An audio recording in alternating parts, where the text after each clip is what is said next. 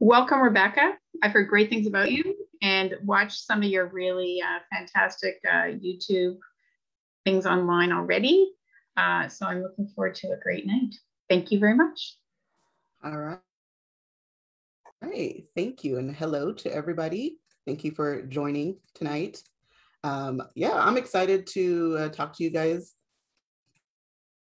today about this workshop that I created. I am an adoptee myself, and I have been kind of taking on the role as an adoptee advocate for transracial adoptees for the past almost 10 years now. I've started as a blogger way back in the Tumblr days, and it kind of evolved into having more of an official blog and doing YouTube and stuff like that. And through the course of just my experiences, and now with social media, I've been able to connect with other adoptees, and I've just kind of, from all my experiences and talking to other people, put together this workshop, which is very, very basic. I'll say that it's not a comprehensive, all things you need to know about everything transracial adoption. This is very much just a foundation to help you get started with the basic things that I think are the most important that you need to tackle in order to make progress.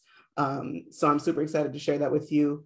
And yeah, and I do like to have these be discussion based. So if you have questions along the way, if you have things that maybe you're confused about or points that you want to make, please feel free to jump in and let me know.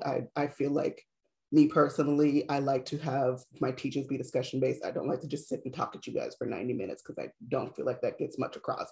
So please feel free to jump in and add anything. And remember, like, I'm coming from an American experience, so your guys' experience may be a little bit different. You guys may be able to provide insights that I might not be privy to. So yeah, please feel free to jump in at any time and add anything if you have any questions or just have a discussion. Maybe you want to elaborate on anything. So yeah, so let's get started here.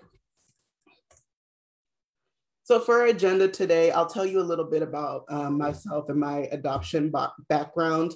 And then the three basic things that I want to cover is racism, and more specifically what racism looks like today. Because I feel like there's a very big misconception about what racism really looks like.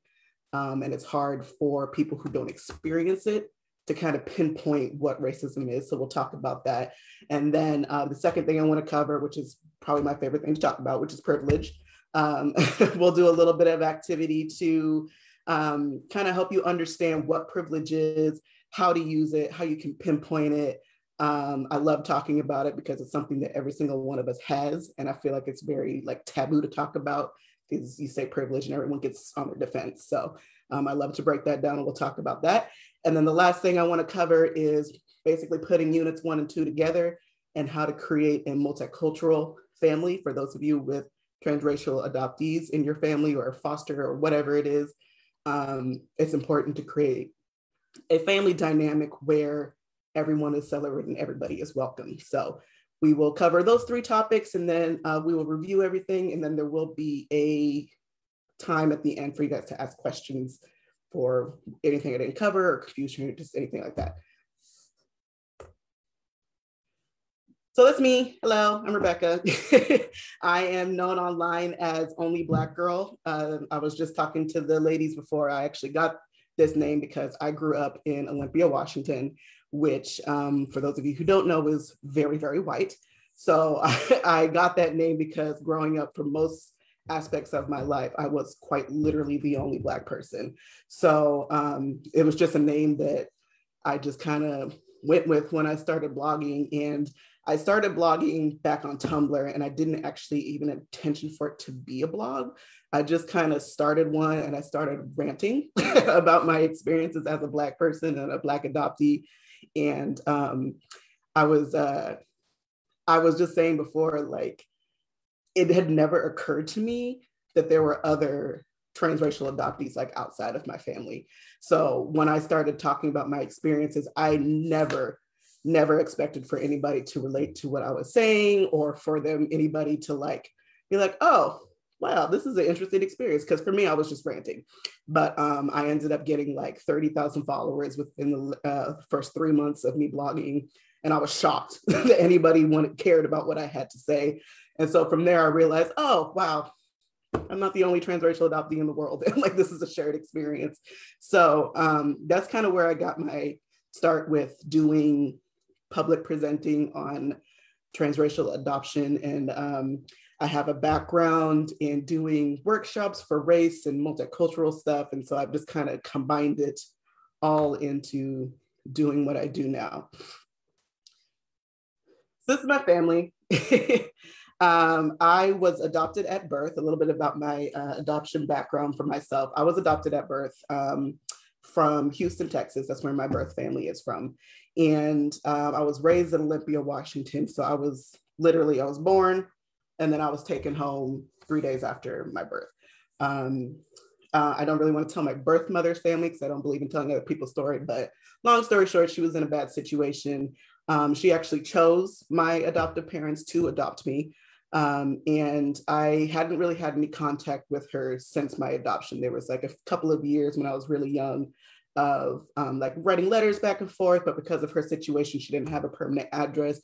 And so we just kind of lost contact along the way. So I was homeschooled all the way up until high school in Washington. So I didn't really have much of a social connection with people outside of my family until my high school years. And I didn't really get to connect with other people of color until high school either. And even if I wanted to, there weren't very many because we live in Washington. So the first time I really ever connected with other Black people specifically was when we switched churches and we went to a little bit more diverse church. And there were a lot more diversity there, a lot for Olympia. But but that was the first time I was able to like connect with other Black people and kind of realize that like there's a whole Black experience that I was missing out on. And then when I went to college, I started at a community college, and it was the first time that there was like a support system for people of color. So our college had a what they call a diversity and equity center. It was literally an office that was set up specifically to support marginalized students, whether it be by race or religion or disability or whatever. And that was the first time that other people validated my experience. And I realized that like, I'm not the only person dealing with the racism and the weird, like passive aggressive stuff that I was dealing with, that I never had the vocabulary to express what I was feeling. Like when I would go to history class and you talk about slavery and everybody in the class turns around and looks at you because apparently the one Black person is supposed to be the spokesperson for all things slavery. And I never knew how to like express why that made me uncomfortable, but it was the first time in a setting where people were like, girl, that's ridiculous. Like it was the first time that I was around other people that was like, yeah, we get it. We get it. You're not crazy. What you're experiencing is very real, and those people are wrong. And, you know, it has racist undertone. Like it was the first time my experiences as a Black woman was validated. And so that was kind of where I started gaining my identity as a Black woman. And I was encouraged more to like explore what it meant to be Black and what that was for me, because I didn't have an identity as a Black woman growing up. I was just Rebekah. I had an adoptee identity because adoptee was very normalized in my family. We have a lot of history of adoption in our family. So that was always very normal. But discussing race and privileges and like embracing all the different cultures in my family was never something that was brought to the forefront. And so as you can see in this picture here, I'm not the only Black person in my family. We are not biologically related. So my sister's from Ethiopia and my brother was adopted from Oregon, and we all came at different times, but I was the first in my immediate family to be adopted at birth. So I was the first and been here the longest. So, so there was several years of where I was the only Black person in my family as well, on top of being like the only Black person in the community. Like we went to a Lutheran church growing up where it was literally like white people would come up and like pet your hair, like stuff like that. That was like really weird and traumatizing to experience as a kid. And I didn't understand like what was happening, but I knew it wasn't okay. Yeah, so that's kind of my background. And for those of you who are interested, because this always comes up, I have reconnected with my birth family via Facebook. I was supposed to go down there pre-COVID, but COVID happened. But so I haven't been able to go down and visit them in person, but I was able to find my birth mother via a lot of searching, because all of my paperwork was redacted and stuff from the court. So I kind of had to do my own searching and cold calling and stuff like that. But I did eventually find her through Facebook, and we have reconnected, and I've talked to her, and I learned I had siblings that I didn't know about, and they all knew about me. And so, yeah, it's been great kind of reconnecting with them. And yeah, so this is kind of I'm hoping post-COVID that I can go down there and visit them at some point. But yep, that's my adoption background. So like I said, for our goals for today, we're going to kind of dive in first to what racism looks like. We're going to dive into privilege and how to use it.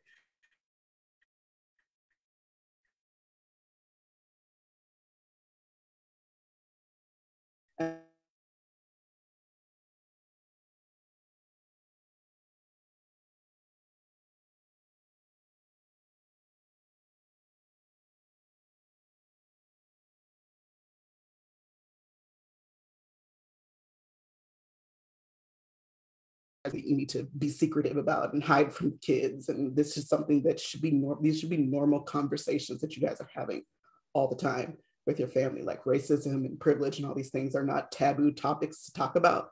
They're very normal. They need to be normalized, because race is not scary. Privilege is not scary. These are things that, because we're making them taboo, that's how they've become an issue in our societies, because people are just scared to talk about people's differences. So I really encourage you guys to be open about these conversations and take what you learned today.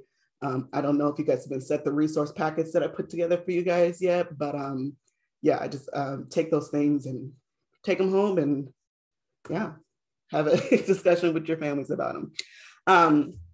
This is kind of the premise of my workshop and all the things that I do on my various channels. Is it's your job to be both a parent and an ally.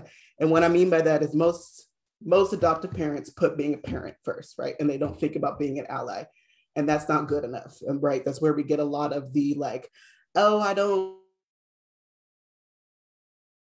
see color, or I don't see differences. Like, it's all just about love. And blah, blah. That's cute, but that's reality. So it's really your job to, yes, to be a parent and love unconditionally and all that. However, when you are raising a child who is of a marginalized group, whether it be race, gender, disability, whatever it is, you have to also advocate for that child, because we are still living in a world where we are marginalized people, and our parents should be the number one people having our back. So please, please, please, please, please, if there's nothing else you get out of this workshop, please get out of it that you have to be an ally to your kids, to anybody. And we'll talk about that with your privileges. Anywhere that you have privilege, you should be using your privilege to be an ally. And I really, really want to drive home to adoptive parents to please protect us like you would protect a biological kid or anybody who would look like you.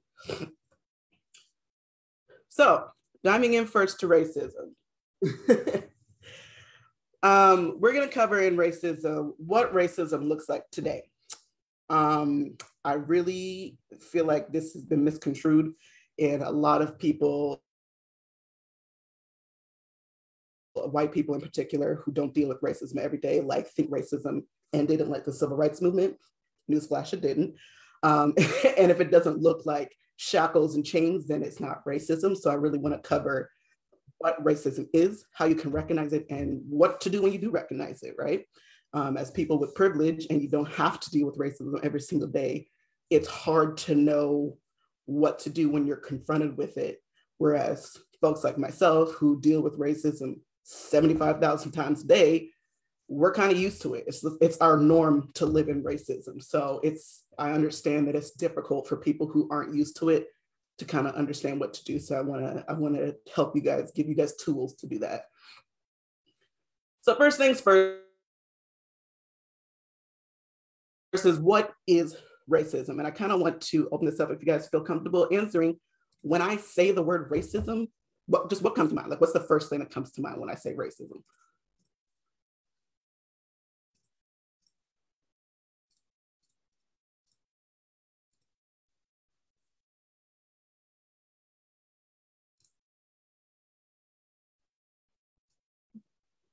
All right, somebody in the chat said bias, okay, discrimination.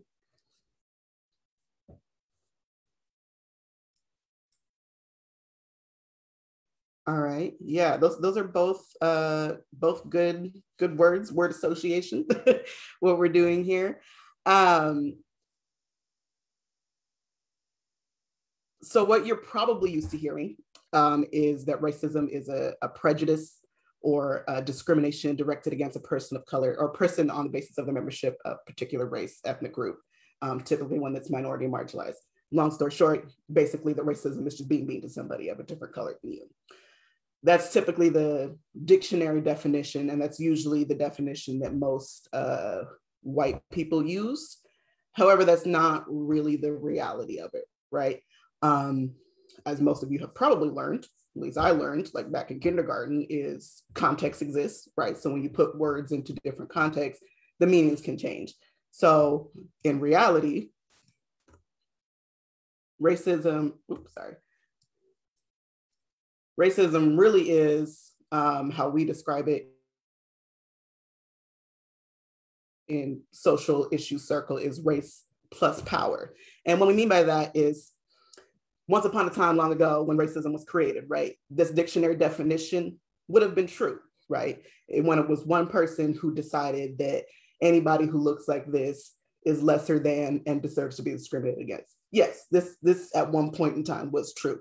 However, when you have taken an idea that simple and for thousands and thousands and thousands of years have ingrained it into society, and we're to the point where whole entire societies and groups of people have now normalized that way of thinking, it's no longer as simple as, well, it's just individuals being mean to people who look different, right? Now it has become a literal societal issue. It's been something that has been ingrained into everything we do, how our systems are raised. Sorry, that's my puppy over there. Say hi. It's Draco. It's been ingrained into everything that we do as a country, as a society. And we've seen this all over. You know, it's not just America. We've seen it in colonization around the world where this simple idea has been made more complex. And so in reality, when you combine race, right, and then you combine power, now you have racism, because race without power is just discrimination, and power without the race is just power, right? So when you combine those two things together, now all of a sudden you have a race issue that's systematic. It's where racism comes from. So you've created a small issue and now turned it into a very big issue where it's now systematic. And I want to nail that point home because I feel like a lot of white people, when we try to talk about race, it's kind of dismissed as an individual issue, and it's not, right? If the only racism I had to worry about was just from individual people being mean to me, I would be so happy. I would be the happiest person on the planet if all I had to worry about was just individual Trump supporters here and there that were just racist to me, right? But it's not. The racism that I worry about on a daily basis is being murdered by the police, not getting hired because of the way I look, systematic issues that are plaguing our communities, right? It's not just Joe Schmo and them who decided that they didn't like the way Black people look and they're just an issue when I come around. It's a bigger issue than that. And so I wanted to just briefly go over, these are just very brief statistics that I looked up for racism statistics, just to kind of nail down the fact that this is systematic, right? These are not just, again, individual things that people have just made up. It's a huge problem. So these are some of the statistics that I came up, that I researched here in America. And the next slide actually is for some statistics in Canada specifically. But here, these are, as you can see, various different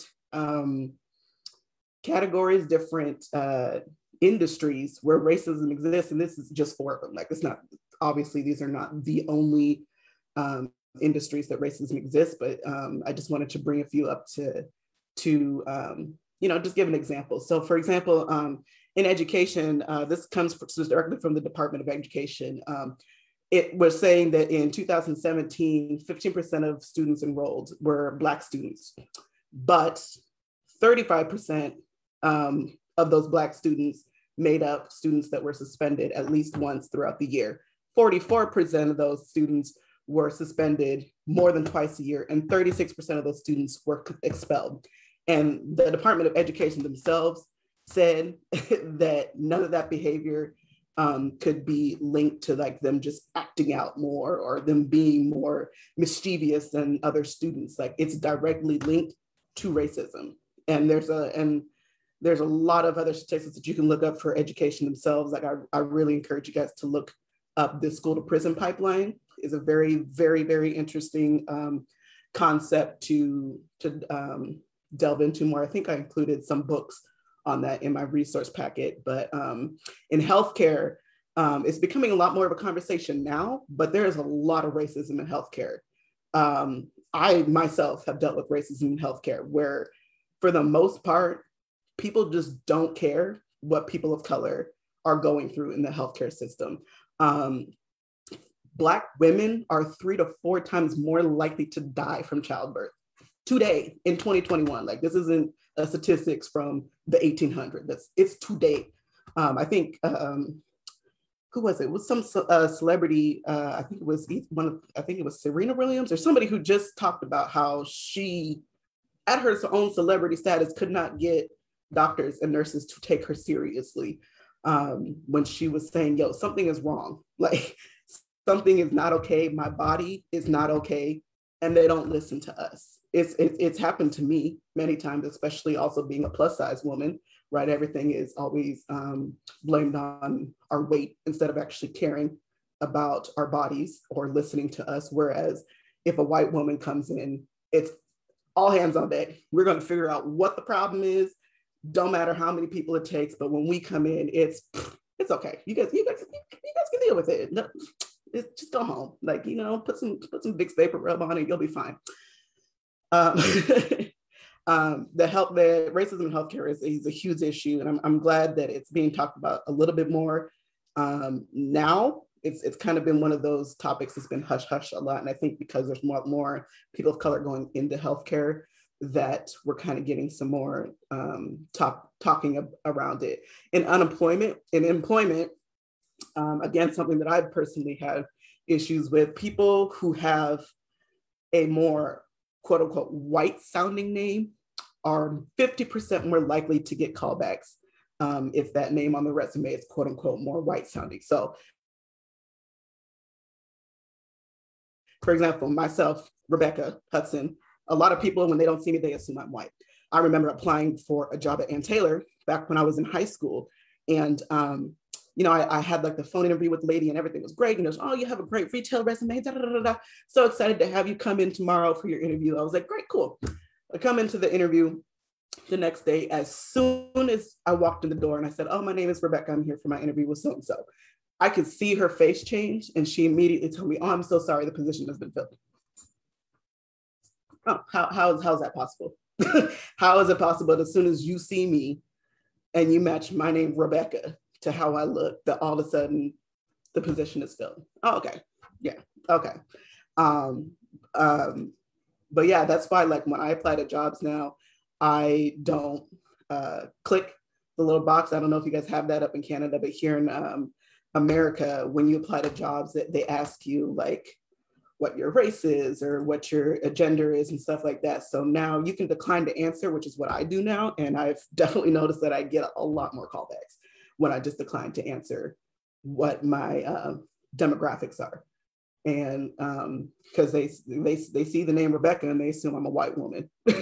And then I walk in there looking like this and all of a sudden they're shook. So employment is like, it's a huge issue. And I'm sure you guys have heard the conversations about people of color being paid less than their white counterparts, even though we have either the same or even better qualifications in education. And then add being a woman on top of a woman of color and add being indigenous on top of all that. Like, it's just, when you start adding the intersectionality layers, it gets worse and worse and worse as far as employment. And I'm sure with crime, we all know there's racism in crime. But the one statistic that I pulled for this was that Black men are 6 more times to be likely to arrested for the same crime as their white counterparts.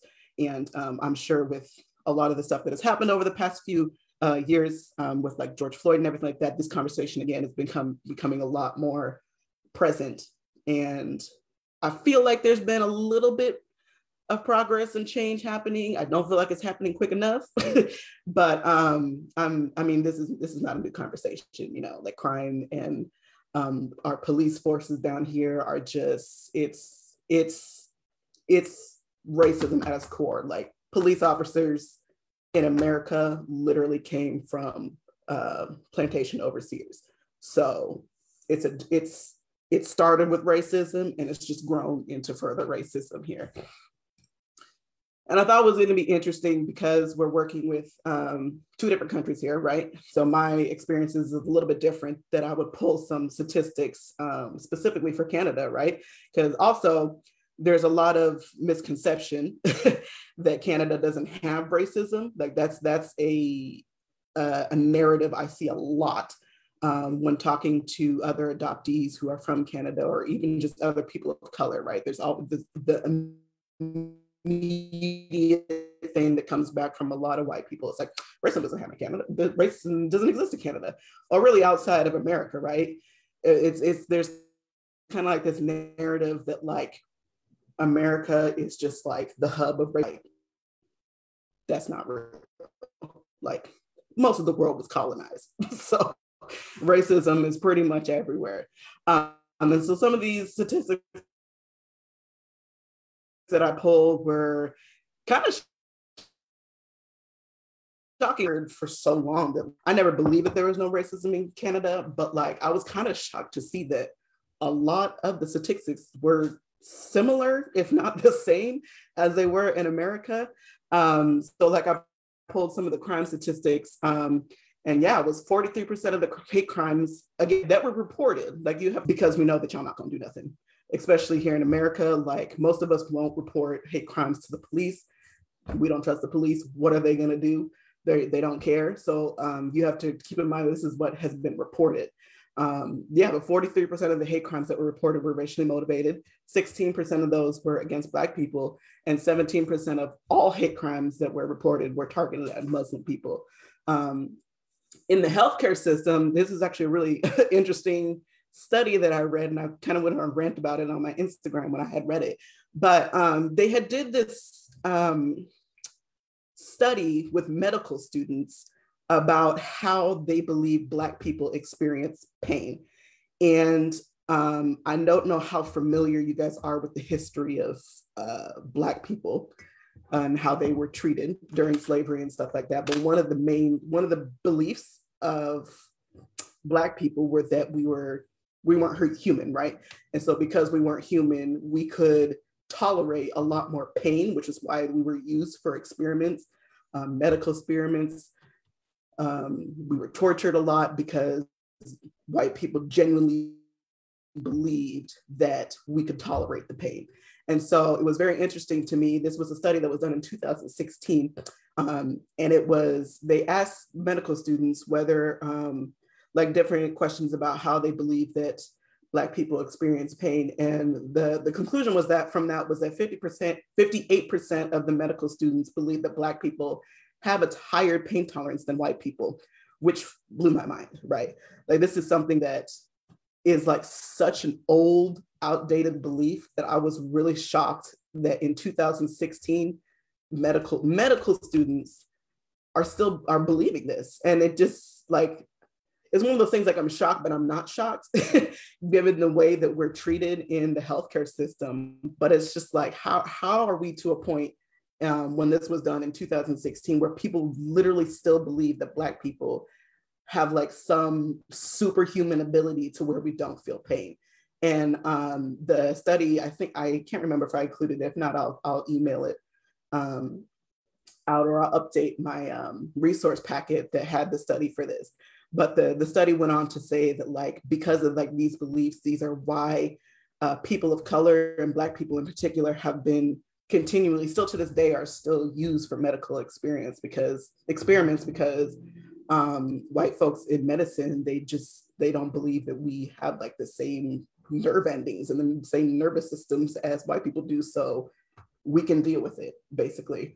Moving on to employment, kind of the same thing that I talked about with the white sounding name. It was 40% of people were more likely to be hired with an English sounding name, despite identical qualifications, which again, isn't really that shocking. Like, that's pretty par for the course. And then in the crime category, 27% of the federal prisons were Indigenous people, despite Indigenous people only making up 4.1% of the Canadian population, which is crazy. Like, there's no justifiable reason for that statistics to be a thing besides racism, right? So the reason I wanted to bring all this stuff up is, again, to just kind of really nail home the fact that racism is truly systematic, right? It's ingrained into our societies, has been for hundreds of years, and it's gonna take a lot to dismantle that. And it starts with each one of you making changes in your home, in your communities. It's not as simple as just, well, I did my part, I'm gonna wash my hands and I'm done. Like, I am no longer prejudiced, so I'm good. Right? These are things our whole systems need to change. And it's not as simple as just so-and-so being racist to another person. Like, it's much more complicated than that. So moving on from what racism is, I want to talk more about how you can recognize it, especially for those of you who have adoptees of color. It's really important for you to understand and how to recognize when racism is happening. So for us, like for me, I remember experiencing racism at a very young age, but because I didn't have the vocabulary to vocalize what was happening to me. And I also didn't really know what was happening to me, but I knew it was racist. Like, I know it doesn't really make sense, but like, as something is off here, and I know it has something to do with the way that I look, but especially if you're in a home where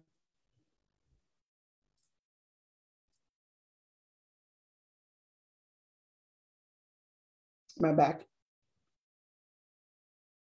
Okay. Especially if you're in a home where these conversations are not normalized and they're not being taken seriously. So the first thing that I want to talk about is like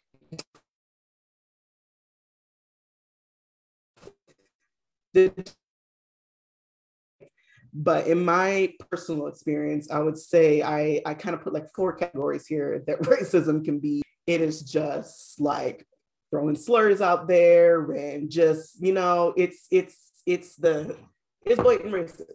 Like, you know, when you see it, there's no tiptoeing around it. There's no room for interpretation. It's just straight up racism.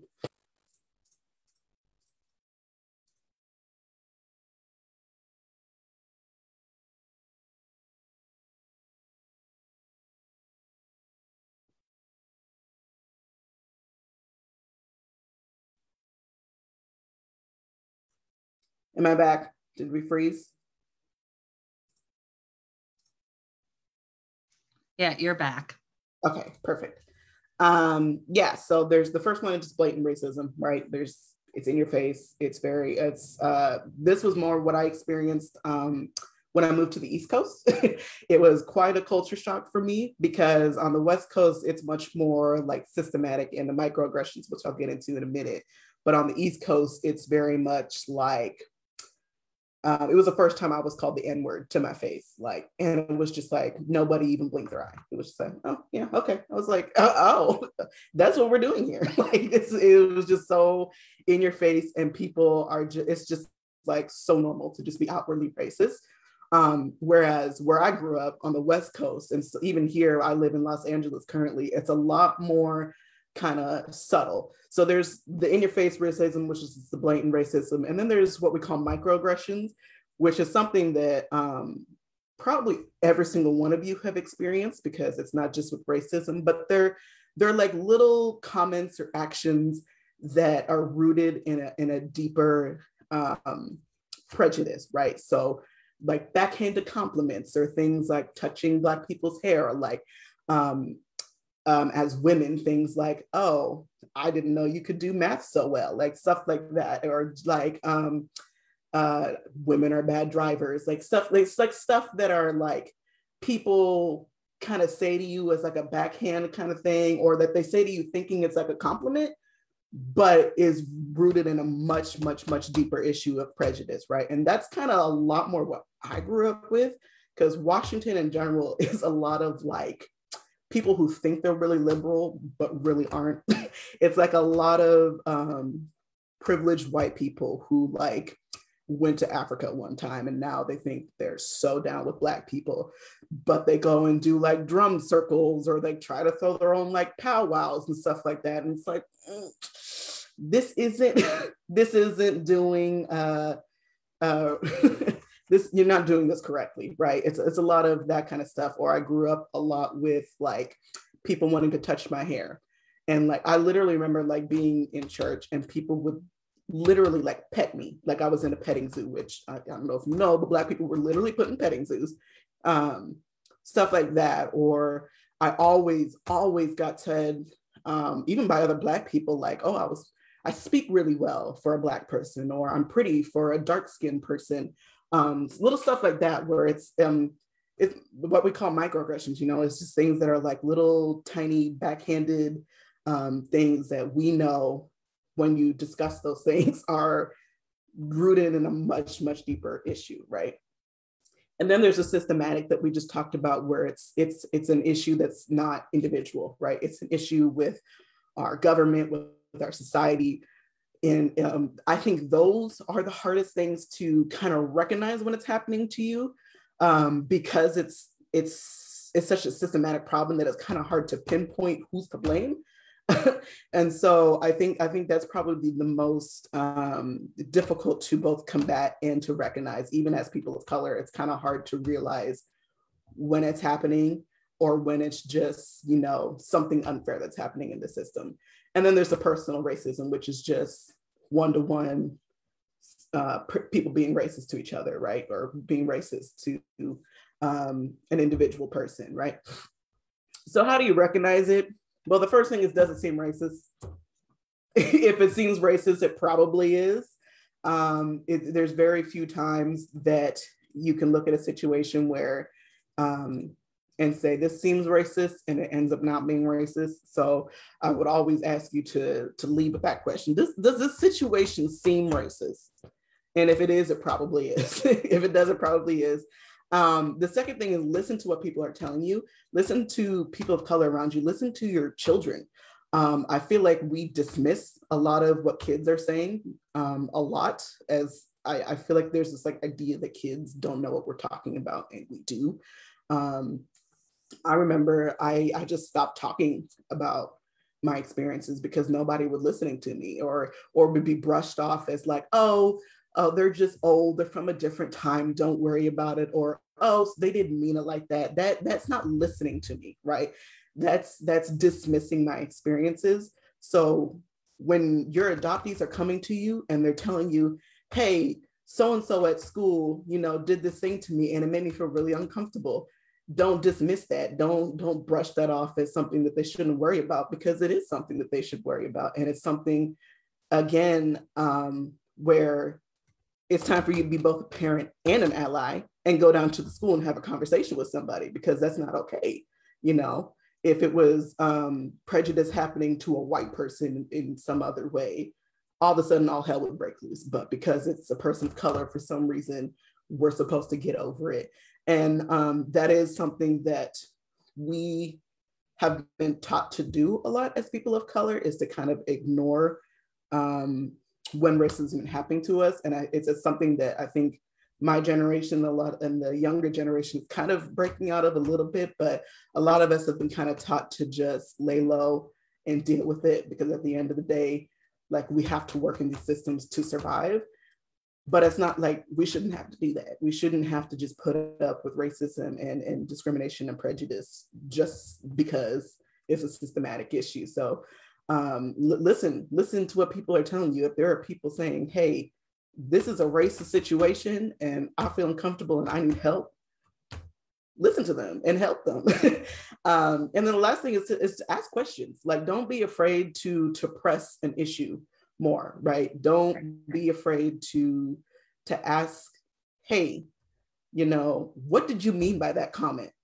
Get to the bottom of the situation. Don't be afraid to press people on their prejudice. Like, it's okay. It is okay to put people on the spot and challenge their prejudice. We have a comment to Crystal.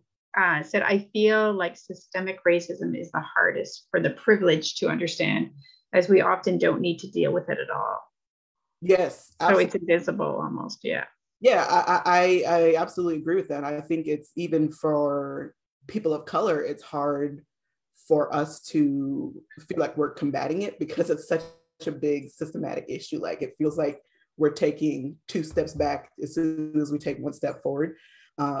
And again, like I said, I feel like systematic racism is the hardest to kind of recognize because it's buried in all this stuff that's been normalized as a society.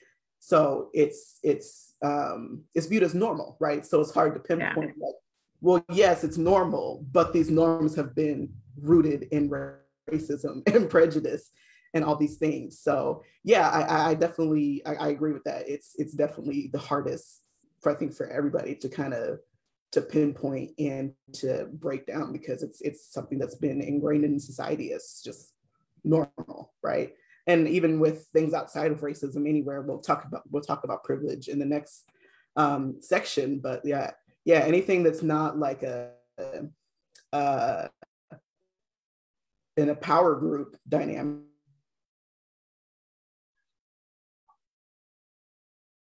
right?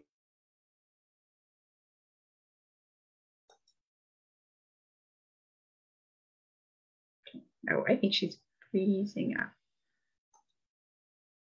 You've recognized that something racist is happening. You've pressed the issue. You've listened to what people are saying. So you now realize that there's a racist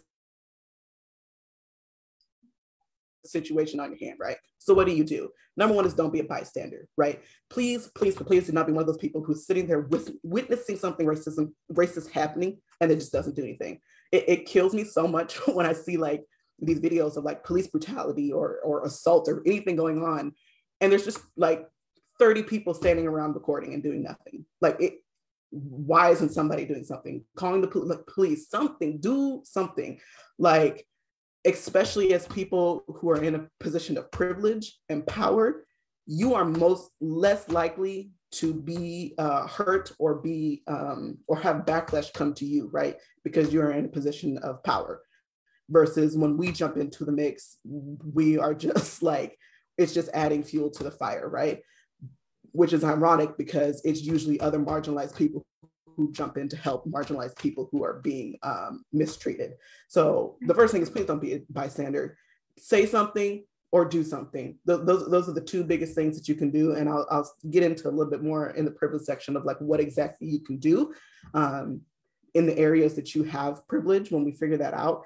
But like, all it takes is you saying something or doing something, right? If you see something in your everyday lives or what your kids are going through, don't let it slide. Like, go down to the school. If they're dealing with something at school, go down and say something.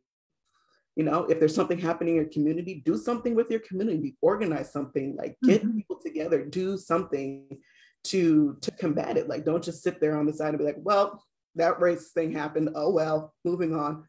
Because you're just allowing more of that thing to happen because nobody is stepping in to say, hey, this is wrong.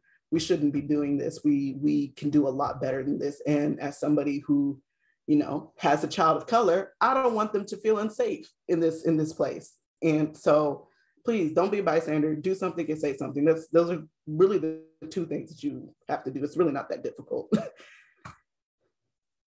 And so moving on to the second thing, how am I doing on time? Okay, we're all right. Privilege. Like I said, this is my favorite thing to talk about. So I want to cover in privilege, what is privilege, how to identify the ways that you have privileges, and then what you can do with it. So what is privilege exactly? So in societies, there are two groups of people. There are two power structures. There are people who are in dominant groups and there are people who are non-dominant groups. You can also use the term marginalized or minorities or whatever you want to use, right? So people in dominant groups are just social groups, social categories, classes. Here in America, for example, that's white, male, cisgendered, straight people. Those are all groups that are considered normal, right? So they're put as groups who are in power positions. They have privileges because everything in our society is catered to those people because that's what's supposed to be the correct thing to be, right? And then on the opposite side of that, you have everybody else, right? And those things may be varying in levels, but for the most part, they don't fit the dominant group. So therefore they are now like lesser than, they're considered lesser than. It's everybody who falls outside of the dominant groups, outside of this, right? They don't have the same opportunities. They don't have the same power structures. They basically struggle a lot more, right? Because everything in society isn't catered to them. So what is privilege? We love dictionary definitions, right? And it is literally what the definition says in the dictionary, right? It's a special right, advantage, or immunity granted or available only to a particular person or group, right? It affords people in power, the dominant groups, right? The people who are considered normal, more support and opportunities than the people who are in non-dominant groups. One of the common misconceptions with these I really want to cover, right? Because as soon as we talk about privilege, people lash out with all these things. Well, I didn't have this and this, and so how could I possibly have privilege, right? So a few of the common misconceptions with privilege is, number one, it's a bad thing to have. It's not, right? It's just part of being, right? It's a part of being in our society. And we as a human people, like we work in categories, which is fine, but we have to recognize when we are discrimination against those categories, right? It's not necessarily a bad thing to have, because as people in power positions with those privileges, you can actually do a considerable amount of help for those who are not, right? You have a lot of power to make the playing field even, right? So it's not necessarily a bad thing to have, it's just something that you have, right? Another misconception is that it never changes. It absolutely can change, right? And then in the next thing, I want to do a little bit of activity to help you guys kind of pinpoint like areas that you have privilege in. But one of the things is like, there are so many different social classes that we all fall into. It doesn't mean that it's constant, right? For example, income, right? People who are higher class, who have a higher income, obviously have a lot more power. But however, income is not always constant, right? You may fall out of having a high income. You may come into having a high income. That is privilege that changes, right? You see it all the time with like celebrities who started out, in a low income and a poor family, and all of a sudden they have all this money, right? So at one time in their life, they didn't have income-based privilege, but now, they're making millions and millions of dollars, and they now have income-based privilege, right? So privilege can change depending on the situation and depending on the social group that we're talking about. Another common misconception is it's like standard across the world. It's not, as we know, like different countries, different continents are all different. So like, for example, if you go to a country where it's not majority white people may not have the power. If you go somewhere like China, for example, you're not going to find a lot of white people who are calling all the shots, right? So it's not going to be the standard everywhere. Whereas like in America, if we're talking about race-based privileges, it's white people versus everybody else. Whereas if you go to other places, that may not be the same. Or if you go to places like South Africa, where the population-wise, yes, white people may be the minority, however, they still have pretty much ruling power, right? So it's going to be a different situation everywhere you go, but like the basic principles are pretty much the same, which is why it's important to be able to pinpoint like where you fall in those social groups, regardless of where you are. I didn't want to pause. I saw somebody left a comment here. Crystal said, my older son gets the less he enjoys my privilege. I wonder at what age people stop seeing my son as an adorable child and instead become threatened by his skin color. You know, that's it's hard to answer. You know, it's something that I think is based on the type of community you're in. But also like, I didn't even get into like the color-based discrimination, right? Like there's a huge colorism. Is also a topic that is kind of new.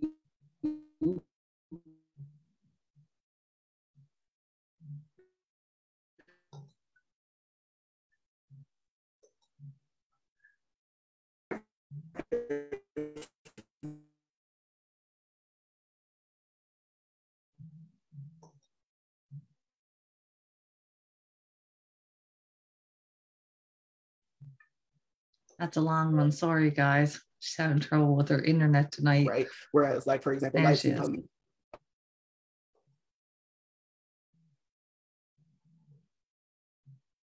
Whoops. Are we back? Yeah, we're back now. Yeah, we're back. We're back. Okay. Let me get my screen up here again. Yeah.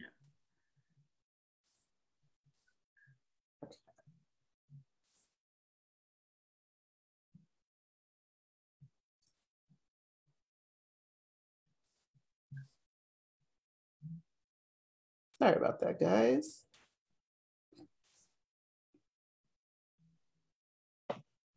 No problem. Yeah.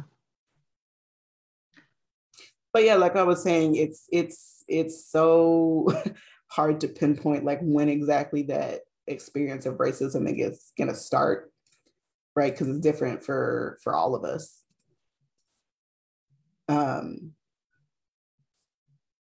Yeah, it's different for all of us. It depend on so many different things, and intersectionality is a thing, right? So for me, I remember experiencing racism from a very young age. And then there's people, I just talked to somebody the other day actually who was like, I went pretty much my whole life like feeling like I never experienced racism, and they were Black and darker skin, and they grew up here in LA, and it was just very interesting to hear like from a Black person who felt like they didn't experience any racism. Like it's hard to pinpoint when exactly that's going to happen, or even like it could be happening and they just don't even realize it's happening, right? Because they may not have the vocabulary, the tools to express what's happening to them. But I think if you have the tools for when it happens to be prepared, then it should be not easier, but you'll be more prepared to handle those situations when they arise. Just one thing that I in order for me as a white woman to understand that kind of inconsistency and sort of reporting of racism, I think of women and how women view sexism very differently too. So, right. So the idea that, oh, I don't think that's sexist. Oh, well, I think that's sexist, you know, and that we can, as women, we totally get that lots of different women see different things differently, right? But somehow there's supposed to be this litmus test as to, right, yes, that is, or yes, it isn't. But I think if we were related back to our own feelings of being in the non-privileged group, we can often relate, you know, it's a way to tie in that empathy, I think. Yeah, and empathy is a great word, right? Because it's just putting yourself in the shoes of somebody else, even if you can't fully understand their situation or their experience. And we'll talk about that a little bit at the end of the privilege. It's really just kind of stepping back and being like, my worldview is not everybody's worldview, right? My experiences is not everybody's experiences. And even like where we have a shared experiences as like women, for example, Black women have a completely different experience than white women, or queer women of color have a completely different experience than straight women of color. Like there's so many layers that add on to these things. That, I may see something that's like not offensive or isn't a big deal. Somebody else who also is a woman and Black is like, no, that's a huge deal. Like, you know, and I don't expect everybody to know everything about every single possible combination of social groups, right? But it's just, it's being empathetic, right? To the people who are sharing their stories and being open to listening and hearing and and taking action on those things, right? It's like, we're not born knowing everything, right? There's stuff that even I am learning because I am privileged in a lot of ways, but then there's some things that I still have to learn that other people have to teach me, and other people are like, oh my God, girl, like, how are you not caught up yet? Like, you know, so it's a journey for all of us, but it's just, I think empathy is such a great word because it's just kind of stepping back and realizing that your experiences is not the world's experience. I think too, one thing that I'm biracial, and one thing that I have found is that growing up, as I'm getting older, I realize that some things that I didn't necessarily realize were racist at the time. As I get older and I have a different view of the world, I see that bias that was put towards maybe me and my brother, who's also dark complected, versus my younger brother who's not. So I think as you get older, you also, when you're young, sometimes you miss it. And as you get older, you start looking back and going, oh, okay, that now makes sense. And you see the world in a different way. Yeah, that's very true. In fact, I remember one of the stories I tell all the time of like my first experience of racism was, I remember being, I think it was in a Goodwill. And I remember this older white woman walking up to me and just saying, she looked at me and she said, oh, it's been a long time since I see one of you before. And she just kind of said it just like that, like you. And she just kind of looked at me and I was like, this feels wrong. And I was young enough at the time, again, like I didn't really understand what was happening, but I knew it was wrong and I knew it was weird. And looking back at the time, I was kind of just like, okay, she's weird. But like, as an adult, I'm like, she was racist. Like she was referring to you as a Black person, like one of you, like one of the Negroes. Like I haven't seen one of you before. Like, and again, like that's you know, one of those things that like as a kid, it was like I kind of like something's off about this, but like I don't really know what's going on. But like looking back on a lot of situations, I can be like, oh yeah, that was racist.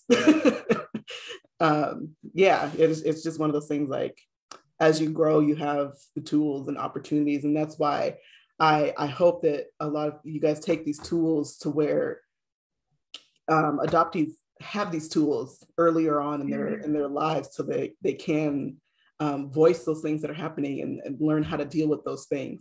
Whereas a lot of folks from my generation, we didn't have that because talking about race was so taboo when we were growing up that it was just, we weren't allowed to talk about those things. So I'm glad that a lot of it's becoming a little bit more normalized. Still got a long way to go, but having those open discussions. But and then the last thing about the common misconceptions is having privilege means that you have a perfect life.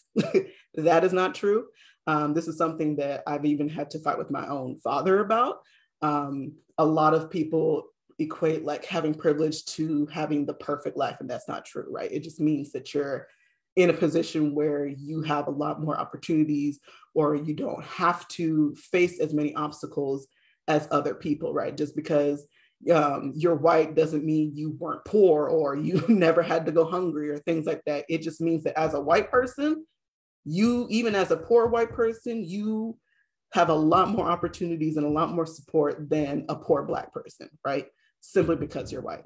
Again, it doesn't mean that everything in your life was perfect. It just means that you have privileges in a lot of ways that we don't. Like, that's why this idea that is pushed in America a lot about pulling yourself up by your bootstraps and, you can do whatever you want as long as you work hard enough, is not true because we're not all playing on a level playing field, right?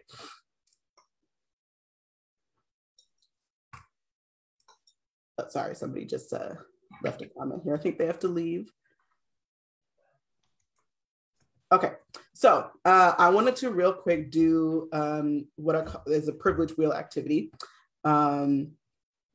This is a way for everyone to kind of pinpoint ways that they have privilege. And I like doing this activity because it really highlights how every single person has privilege and doesn't have privilege in a lot of different classes. So these are just examples of different social categories, classes, common ones to come up a lot. So what I would like for you guys to do is, if you can take a minute, kind of look at this wheel, or if there's anything outside of this wheel that you fall into that you want to bring up.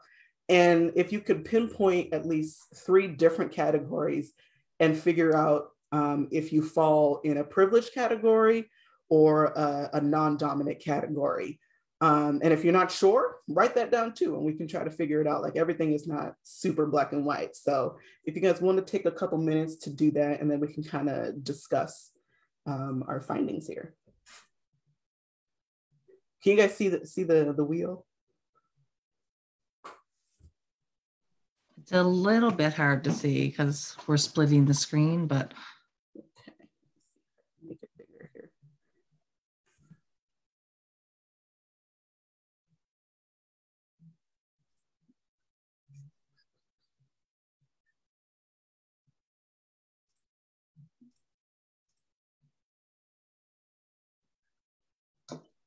The CCR, just to clarify that. Oh, you can go ahead and ignore that. That was for the company that put that together. It's like the position in that company, yeah.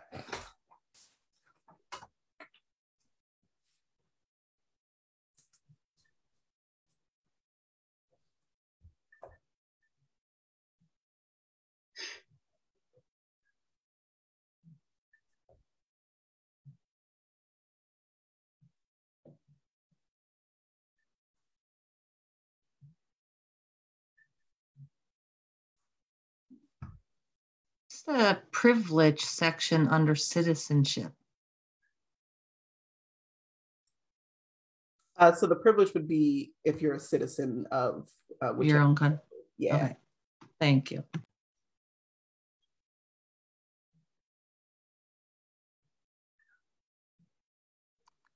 While they're looking at that, Rebecca, can I ask you a quick question? Yeah.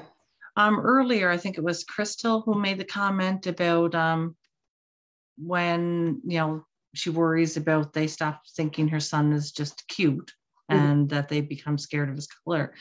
I'm not sure if you touch on this later after this privilege wheel or not, but is it an opportunity to go to her son's school and ask, what education, what is being presented for Black History Month, or I can offer you these books and it's, really up-to-date, proactive information about, Black History Month and, what challenges her son may go through, talk to the teacher. Like, would you suggest things like that as he ages?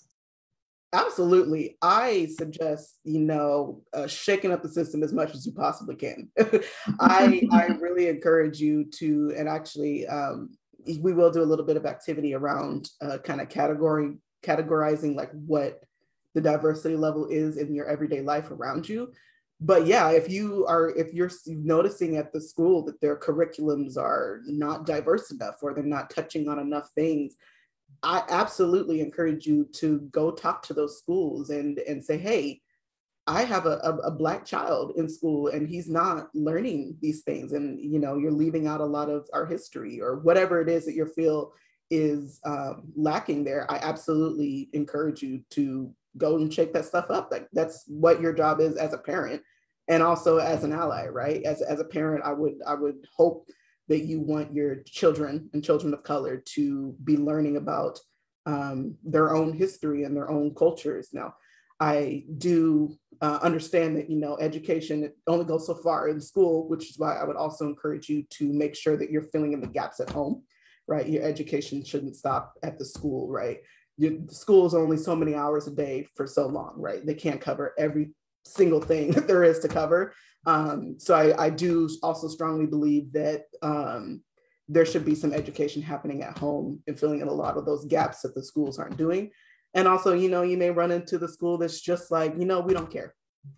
We don't care. And then I think it's up to you to decide on whether this isn't the place for your kid. And I would really hope that a lot of you guys would to make that sacrifice and be like, well, my child doesn't need to be here then. Like if my school that the child is in does not care about my child as a child of color, then this probably isn't a very safe school for them to go to, right? Because even if they don't care about the curriculum and stuff like that, how are they treating children of color if they're straight up telling you that they don't care and they're not? Yeah.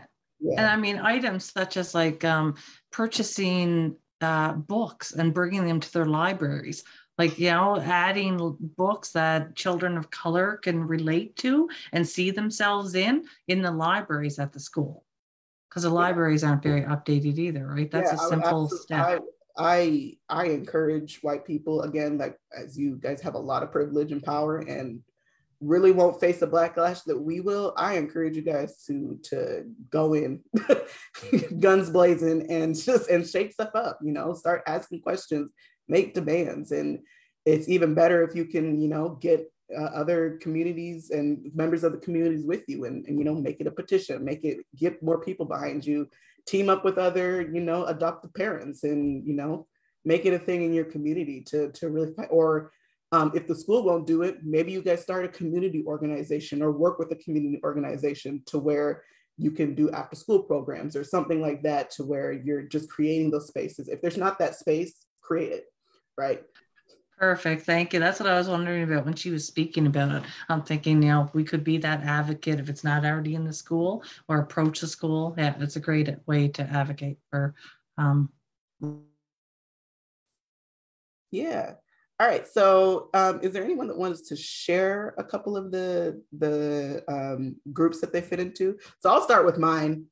So for skin color, I'm a person of color. So I fall on a non-dominant, non-privileged group for that. However, I picked ability for this one. I am able-bodied. I'm physically able-bodied, which means I fall in a privilege category. I have a lot of privileges that I don't ever have to think about, like being able to walk upstairs every day. I never have to think about that. Like, that's a huge privilege for me. Accessibility for really anything. I never have to think about that. That's a huge privilege for me. I also picked a citizenship. I am a citizen of the United States. I have a lot of privileges that a lot of people who are not citizens in this country have. And I think we all know that for immigration for a lot of places, it's hard, right? If you're not a citizen, it's very, very hard to do really anything. and especially in America, we very much don't like immigrants. So it's very hard if you don't have a citizenship status to do a lot of things. So I am hugely privileged as somebody who holds citizenship status in America. So it just shows, like, as I am very much disprivileged in some ways as a person of color, as a woman, I also hold a lot of privileges in other ways, right? And those are things that I have to be able to balance and be able to put aside my ways that I'm not privileged as a person of color and be able to step up and say, like, okay, well, in my able-bodied category, right, there's a lot of things that I can do for people who are disabled, because I hold a lot of privileges in that category, whereas other people do not.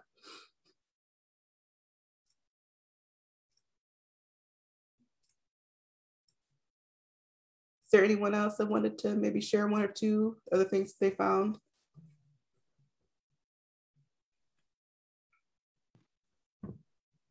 Well, it's not a quiet group tonight. I'll share. For myself, I found that I came under each category as privilege, except for, unless I'm reading it wrong, gender, because I think it says something about a men, like in that where Yes. women aren't. Whereas Right. Cisgendered men, right? Right. So the most privileged, but then there's right, like right, yeah. Yeah, so I truly, like, I understand I am privileged, so at least I have that awareness, and that there's others not so privileged and less fortunate due to many different things. So I've been able to have a formal education and live in Canada, and I'm Canadian. So the challenge is that as the wheel goes out and the colors are, changing and fading, I definitely see that there's a lot more challenges for people that aren't in the privilege circle. Yeah. Yeah. I could share. I don't have camera access, but no worries. I'm privileged on everything except for being a man, but I did recently live in the US, and I'm Canadian. I didn't have status there, but I think because I don't have any visible non-privilege such as ability or skin color, I never really felt that that wasn't a privilege for me, which is interesting. Just looking at it as a comparative wedge in the circle. Yeah, like visible privileges. Yeah, that's a thing too. Yeah. I also want to know what constitutes middle-aged. I'm not sure if I fall into that or not. I think what they ended at is like 50. I think they from like the late 30s to early 50s, I believe, is like what the technical that they use for privilege. Yeah. And then the other thing I wanted to ask if you, for when you have figured these out, like, were there groups that you saw that you maybe were in at a time and that you're not now, or vice versa, or like from age, right? For most of us, we're all going to be aging in and out of the privilege categories, right? Were there anything else that you guys saw that maybe you were in at a time or you're not now, or that you might be in the future that you're not now?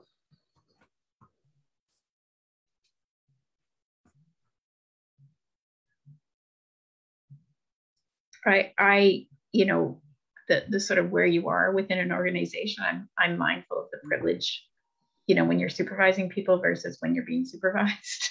There is some privilege there in terms of creating environments. Having autonomy in your work is a huge, can be quite a privilege that is good to be aware of, because you want to be responsible about it. Yeah. Yeah.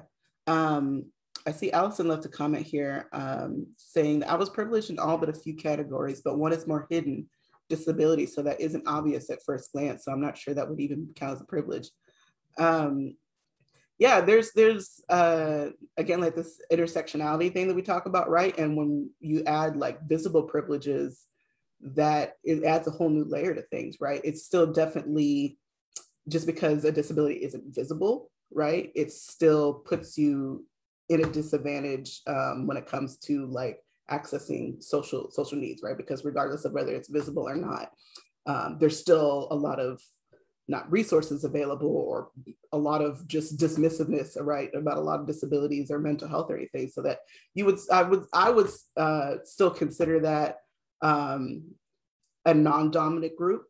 But when you add layers onto like people who have non-visible privileges versus people who do, that just kind of adds another layer to privilege on top of that. Like, again, like what I was talking about with skin color, like as people of color, yes, we're all in a non-privileged group, but when you add on top of that, like dark-skinned people, we're like an extra layer of non-privilege versus like light-skinned people who have a lot more advantages than dark-skinned people, although we are all in a disadvantaged group. It's like, it just adds a lot of layers that is important to just kind of be aware of, right? And again, it just kind of speaks to having empathy and understanding that your experience, even as a non-privileged person, is not everybody's experience as a non-privileged person, right? Because there's a lot of different layers and intersections that are happening here. Let's see, kind of want to move on quickly here because we are running down on time.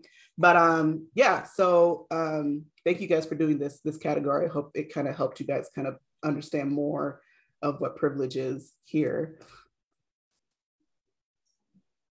So then moving on, like, so we've learned how to pinpoint privilege, right? We've learned how to understand where you have privileges and kind of point it out. So what do you do, right? We've learned all about privilege. What do you do with it? The first thing is check your privilege, right? This is something that I learned back in college, and it kind of became like a really, it's kind of a fun way, but also a serious way to kind of check each other. Even as people of color, like, as I said, like, we all have different experiences and we all have different privileges. Check your privilege. And you can literally say that, like, to other people, check your privilege. When you are having these discussions and you're kind of starting to veer into this mindset of like, well, you know, I experience things this way, and so therefore what you're talking about is dismissive. Just stop and check yourself, right? Check if you're coming from a privileged background, right? If you're speaking on your experiences as based on your privileges, and maybe you need to take a step back and be like, okay, maybe my privilege is talking here, right? So maybe I need to kind of check myself and check where my experiences may differ from this other person that I'm having a conversation with, or this larger conversation that's happening before I jump into this to solve the problems, right? That's the biggest thing. And also, as people with privilege, I think it's super, super important to also check other people who are in your privileged groups, which kind of leads into my second one, which is user privilege. People who have power and privileges are much, much more likely to be listened to than those of us who are not. So like in matters of racism, Black people, people of color have been talking about our experiences for literally thousands of years, right? But it takes one white person to get up there and repeat the same thing that we've been saying, and all of a sudden people are like, oh, wow, why didn't you guys say that in the first place, right? It's like, as frustrating as it is, I want, sorry, it's my dog. It's important for you guys to use your voice, to use your privileges to educate those of you who are in the same privilege field, if that makes sense, right? So if you're a white person, take the burden off of people of color who have been screaming the same things for hundreds of years. Take the burden off of us, and you educate other white people, right? If you're a man, educate other men on everything that needs to change with men. You know, if you're an able-bodied person, educate other able-bodied people. Like, take the burden off of the people who are already putting in 10 times the work just to survive on a daily basis. Take the burden of education off of us, because most of the time you're not going to listen to us anyway. And also, we just have been repeating ourselves for years and years and years, and it doesn't seem to get through to y'all. So it's tiring. I can't explain how tiring it is to try to educate white people on racism. It is so exhausting, right? Which is why I have just decided to start educating on my own terms, which means people who are willing to learn, people who come to me, like this group here, right? I'm not just gonna sit out here and pick arguments and try to argue with so-and-so on Facebook. Like, it's so exhausting that it is the job of the people who are in power positions, who don't have to deal with these, all these other issues on a daily basis, to educate the people who are around them, their peers, right? And then the last thing is just to be intentional with your privilege, right? Make sure that you're using it intentionally. Don't just be out here, you know, la-di-da in the workplace. You know, if you see ways that your privilege can be used, like we were just discussing about with schools, be intentional with it. Go to your school and have those conversations. Like, don't just recognize your privileges and then ignore it, because that doesn't help anybody. That doesn't help you. That doesn't help us. We are here. We have to tackle our systems, you know, one person at a time, one community at a time, and it's not just gonna change itself, right? So be intentional with the things that you need to do with your privileges.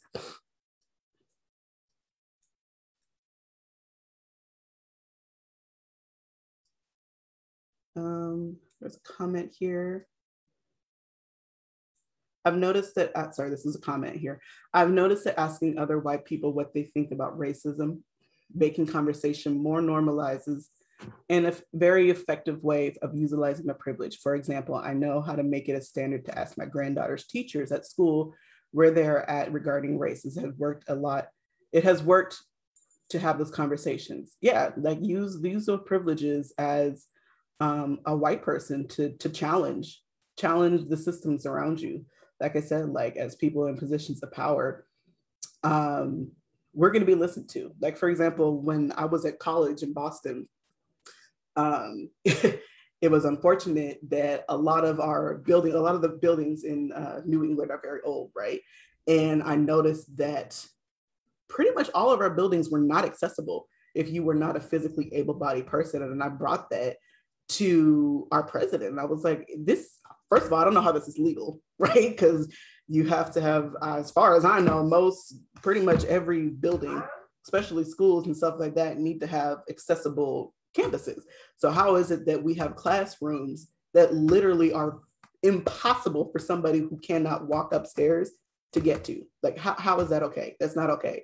And that was something that I personally brought to my president, and it was something that I don't know that at this point they've actually made those changes, but it was something that I brought to our school president.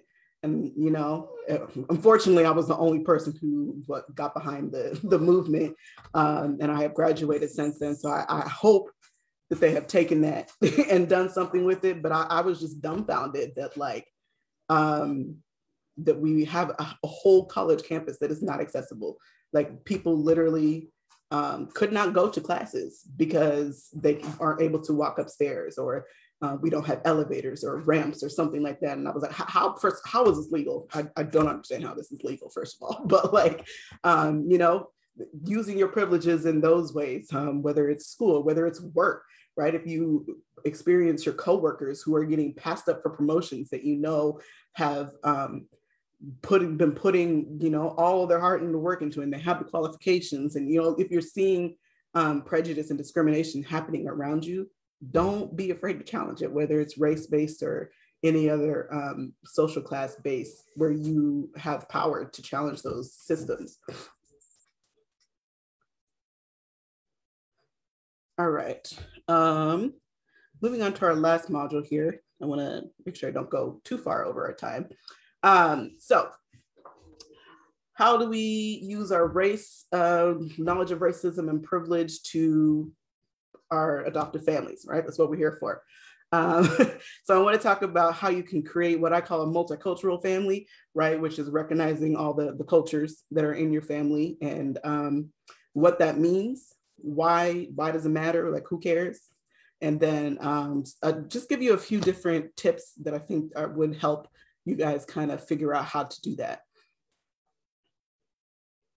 So the first thing is, like, what is that, right? Creating a multicultural family. This is just kind of my own definition that I have come up with. It just means to create a family environment and dynamic that reflects all the cultures around it, right? So for example, in my family, in my extended family, we have people from Taiwan, we have people from Africa, from Ethiopia, people from the States here. So what a multicultural family would look like is a family that celebrated and normalized all those different cultures, right?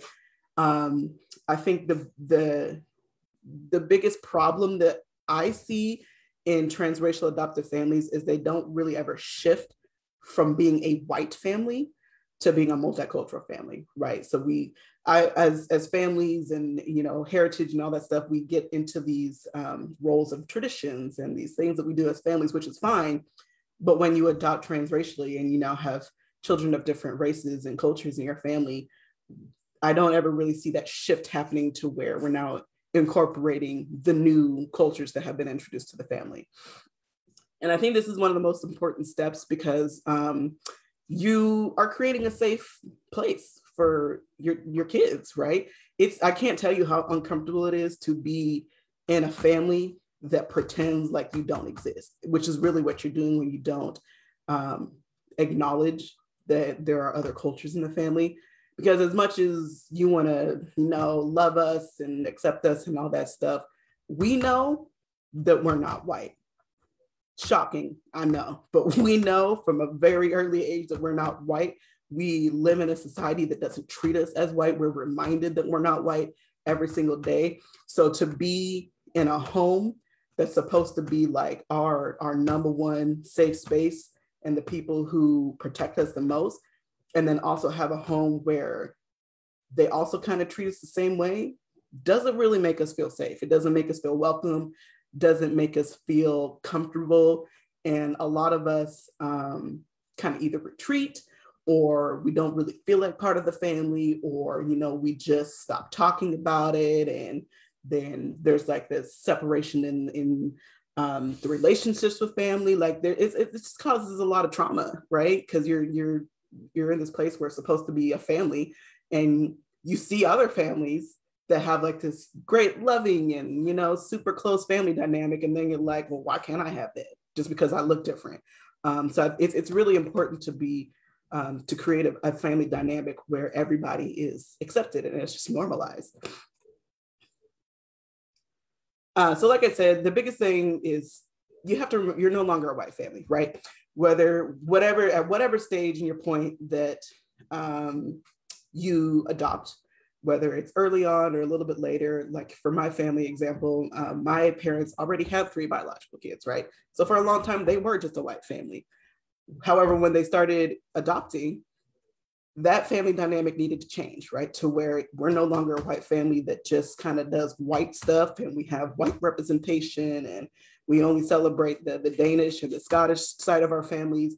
That needed to shift to, we can do all that still, but now we need to introduce, you know, some Black cultures and recognize our Ethiopian kid. And, you know, it should have shifted to where all of those cultures and things are introduced and normalized and loved and celebrated. So you have to find ways to normalize having a multicultural family, right? Not just celebrating the white part of the family, but celebrate everybody, right? Like I said, there's nothing wrong with race and acknowledging that we're all different, because we are. Even if we were all the same color, we would all be different, right? We're all different people, we're all different personalities. That should be normalized. So these are some of the ways that are easy, I think, to make that shift in your household. Number one is diversify your home, right? And what I mean by that is representation.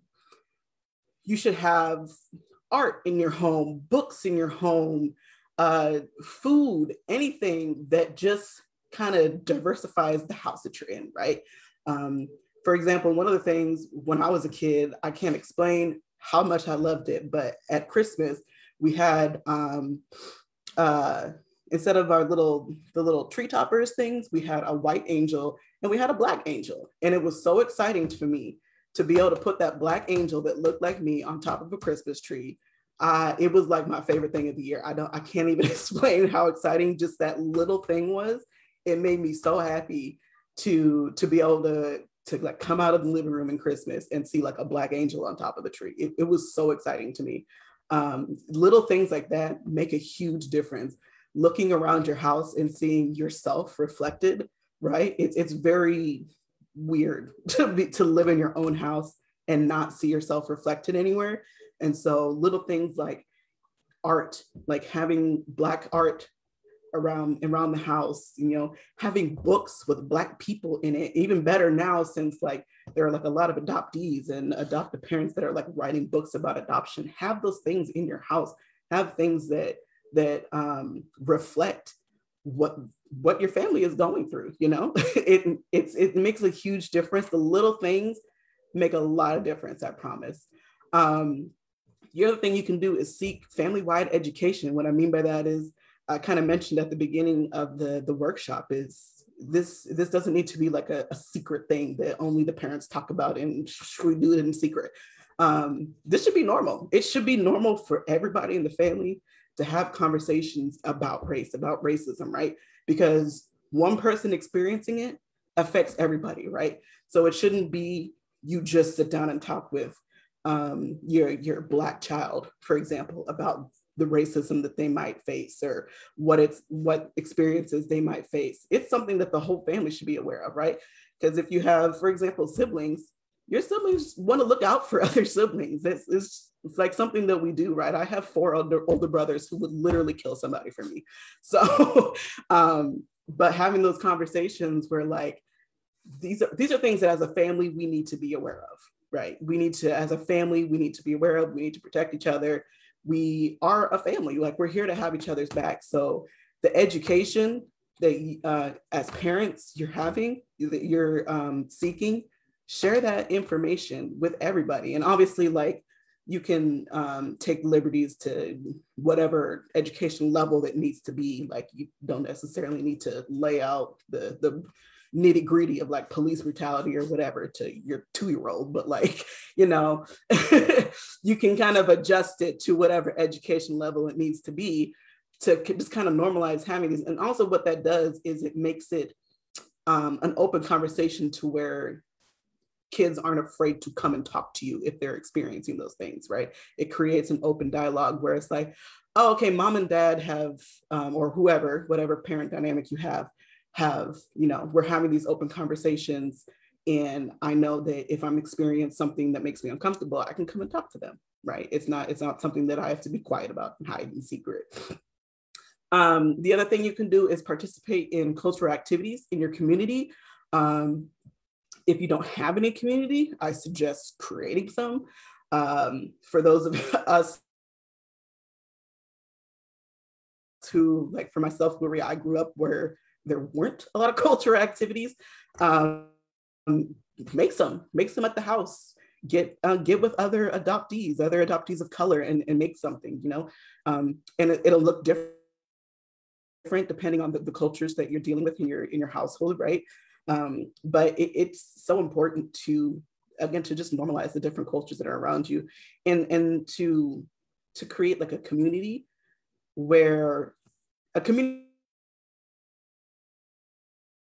outside your family, right? Where we can also go to experience our cultures and learn new things and just have like a cultural background. And then also model diversity yourself, right? And by what I mean by that is a lot of white people, right, don't really know how to shift their own personal lives into having diversity, right? So maybe you should look around. If all of your friends are white, you might want to change that, right? You want to model diversity to your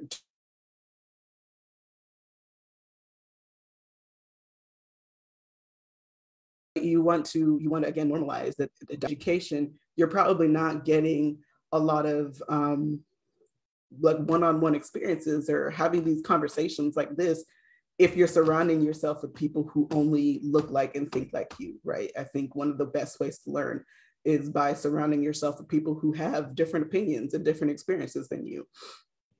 Develop the skills to respond to racism, which we kind of did a little bit in the beginning of this workshop, but again, this workshop is not the end all be all. So I encourage you guys to go out and use other resources. Again, I put together a resource packet for you guys. And I encourage you guys to read those books and follow. I think like the first 2 pages is all just other adoptee content creators and bloggers and stuff. I highly encourage you guys to go out and learn, continue to learn, and continue to educate yourself. This is a lifelong thing. You're never gonna just learn everything there is to learn about racism and be able to wash your hands and be done, right? We're always learning. And I please always find things to learn and follow people who are constantly teaching, and don't be afraid to take more classes and workshops and stuff like that. And then the last thing is normalize defending your kids against and combating racism.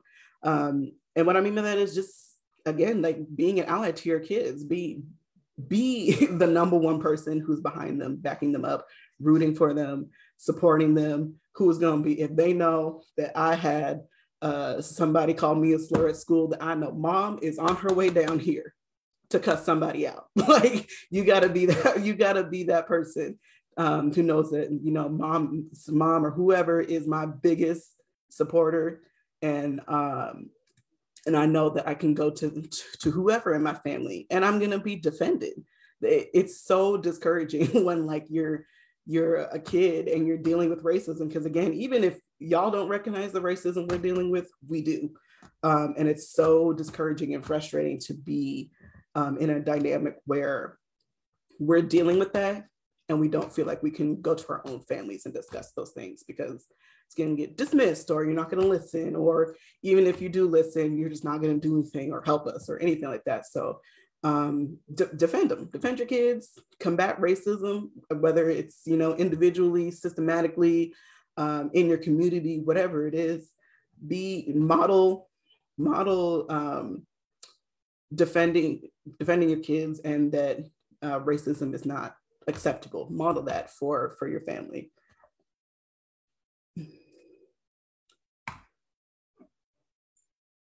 Hi, we just have a comment from Allison Stewart.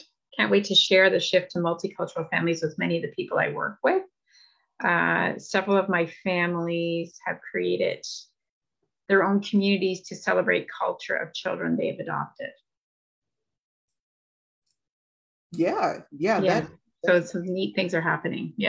Yeah, like I said, like I understand that some places are like, just don't have the resources, right? When I was growing up in Olympia, there weren't, you know, community organizations and stuff like that. And it takes getting a group of people together who are willing to do that. And even if it's not like an official thing, you can come together, and people do that all the time. Like, it's like creating a book club, right? Do the same thing, but create it for your adopted kids. Like, it makes a huge difference when you're putting out effort to fill in those gaps that don't exist yet. Okay, let's see, wrap this up here. So one of the, I was gonna do this as an activity, but we're running a little short on time. So I did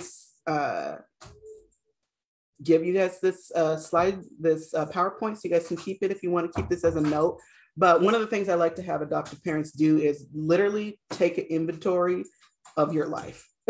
So what I mean by that is, like, make a list of the things that you already do on a day-to-day basis, right? So whether it's, you know, we go to church, or we, you know, for a holidays, we do these certain traditions. Just take an inventory of how things are right now, and then look at it. How diverse is that? How diverse is your church? How diverse is the schools that you go to? How diverse are your family traditions, whatever it is that you celebrate? Who do they appeal to? Are they appealing to just the white part of your family? Are they appealing to everybody? Are they appealing to a certain age range in the family? And then also look at what resources are available to you, whether it's in the community, whether it's in your schools, whether it's online, whatever it is. And then after you've taken inventory of what you have as of right now, then you'll be able to fill in what is needed, right? But it takes recognizing what you have and what's at your disposal, and then you can kind of start filling in the blanks, right? So you've looked at, okay, we don't have an organization for Black students, for example, or maybe the school, like your colleges around you, don't have like Black student unions, okay? So I know that in some way I need to fill in that blank, right? So look at your inventory list, look at how can you make changes to those current things to make them more diverse. And again, that depends on whatever background and culture that you're dealing personally with in your family, and then create a family plan. Again, like, this is a plan as a family to figure out how you can make those changes, right? So for example, like for us, it was very, holidays were huge for us, right? So we would get together, and like cooking with my grandma was a huge thing. So, but with us, we always celebrated like her Danish side of the family. It would have been amazing if we could also like incorporate like Taiwanese food and some like traditional Black food, and like those little things, again, like the little things make a lot of differences. So if we would have taken an inventory as a family and been like, hey, a lot of our holiday traditions are very white, which isn't necessarily bad. Like, nobody's saying you need to stop doing your traditions that you already do. Just add some more, you know, switch it up, add some more. We could have easily done what we were already doing and just added little things in there, or, you know, doing research on what a traditional Ethiopian holiday would have looked like, or a traditional, you know, things that they would have done in Taiwan that would be more traditional, or things that we could just incorporate into our family to kind of normalize diversity. So again, like I was going to do like a whole activity with you guys, but literally if you just take a piece of paper, take a little inventory on like how things are currently, and then sit down as a family and think, hey, how could we, you know, add on to these things, or what changes could we make to kind of diversify this more to fit the cultures that are in our family. And it makes a huge difference, because one, you're sharing with your whole family that you're making an effort to make it more multicultural and more accepting of everybody who's there. And again, you're just normalizing diversity within the family, right? All right, so we've gone through our 3 third-degree units. So the main takeaways I want you to take away is racism is systematic, right? We've covered that. It's not just a one-on-one personal issue, right? It's a bigger issue. It's systematic. Everybody has privileges. We all have privileges. We just got to learn how to use them, and we got to learn how to recognize them. So I hope I helped a little bit in doing that for you guys. And then create a family dynamic that embraces everybody, embraces everybody's culture. And then last but not least, no one expects perfection. I don't expect you guys to be perfect. I don't expect you guys to go home and all of a sudden have no issues with race or privilege or anything, but effort is required, right? As long as you're making an effort, nothing is going to be perfect. Like I said, we're all learning still. I don't expect you guys to read a few books and do a few free workshops and then you should never make a mistake ever in your life. But I don't expect that. I don't think anybody expects that, but we do expect that you're making an effort, right? That you're living up to your mistakes, that you're okay with being called out on when things are going wrong, and that you're making an effort to correct those things. Yeah.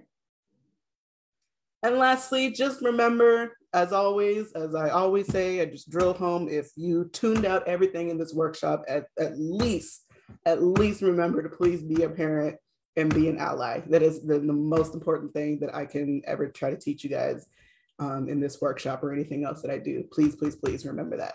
And yeah, that is all for the workshop today. I did want to leave, I know we're a little bit over time, but if anybody has any questions about anything we covered, about really anything adoption related, I will try to answer to my best of my abilities, but I did want to leave a little bit of time for questions if anybody had questions.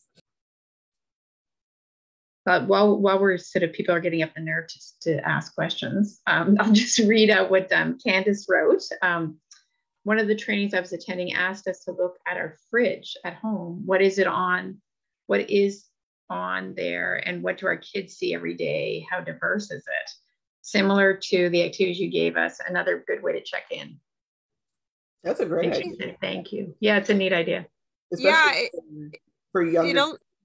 Yeah, I remember having things on the fridge was a big deal. So that is a great inventory to take. Yeah, our kids are 3 and 5, and it's funny, I put a lot of weight into it, and I was thinking about it, and I'm like, okay, and it was a really good visual for me. Like, I really needed to diversify my world even a little bit more than I thought I already had.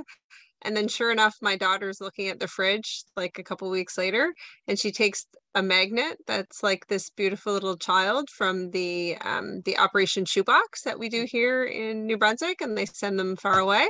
And she's asking me if it's our cousin. And I'm like, oh my gosh.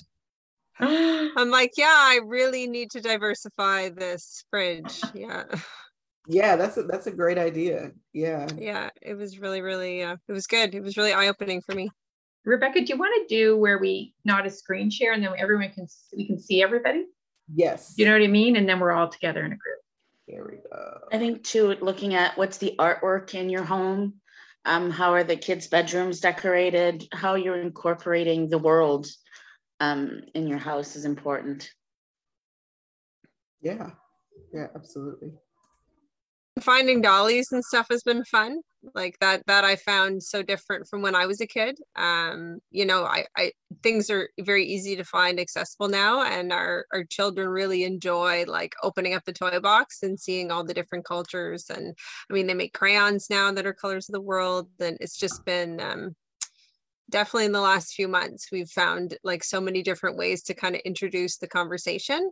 My daughter says she's African American, but I don't really think she understands what that means. And that's probably my biggest struggle, is like trying to educate myself enough that I would even feel like I have the right to tell her what that means, and not having anyone in her world that is, you know, maybe having, I mean, we have African American people in our world, but I just don't think that they're comfortable enough to tell her or have those conversations with her yet. Probably as she gets older. Yeah. And yeah, that's another thing. It's just education, because even here in America, like African American doesn't really mean the way it's used commonly here.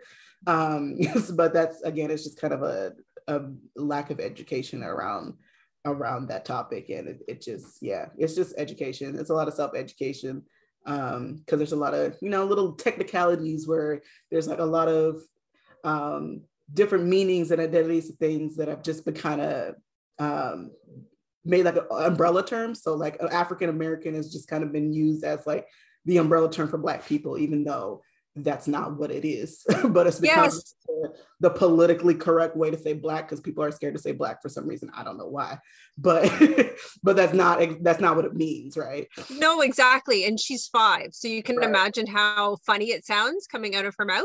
And we do say Black, and she says Black as well, but it's just really cute to hear her sound that. And her descent's from the Caribbean basin, so again, it was again another struggle for me. I'm like, okay, well, African Americans, fine. I'm sure you're probably not going to offend anybody, but I think we're putting a bit too much into it. Rebekah, do you have any, and maybe your mom can chime in on it. Like, I think a lot of what's hard is that there's sort of this awkwardness that I think white people feel around this, obviously. So how do you kind of get over that? Like live with that sense of this feels awkward or this feels contrived, as a, you know, putting special artwork on the wall. Like how do you get to a point where it feels you're just it's like, it doesn't matter that I'm uncomfortable. This is important, right? Yeah, I don't know. Mom, did you want to touch on it? This is my mom, by the way. Jean is my mom. But she and I have had a lot of these uncomfortable conversations. I don't know if you want to kind of talk about how you kind of got over that uncomfortableness. Yeah, I mean, I think the premise, humbleness, is a big one. To be able to, I guess, just understand that things that I don't see doesn't really mean anything when we're looking at a marginalized person. So I think I was appalled at all the things I missed. And so the defense, you know, the awkwardness is there, but I wrote that about going to school, because this one back here, go ahead, they can hear you. She wants to tell you what color she is. Not now, okay. She is very upset with, I think making the conversation just out there. I've just been amazed about talking to Vivian's teachers and just not necessarily having a topic, just saying where are you at with racial issues? And it just opens up, you know, a lot of conversation. But as far as in the home, I think I'm Why did you say we were muted and we're not muted? Now, because she has a lot of attitude right now. Yes. She's assertive. She wants to talk to her auntie, is what it is. Her auntie's been there the whole, and I think this is an interesting thing. What Vivian said is that she hoped that her uncle, which is Becca's brother and sister-in-law, would listen to this.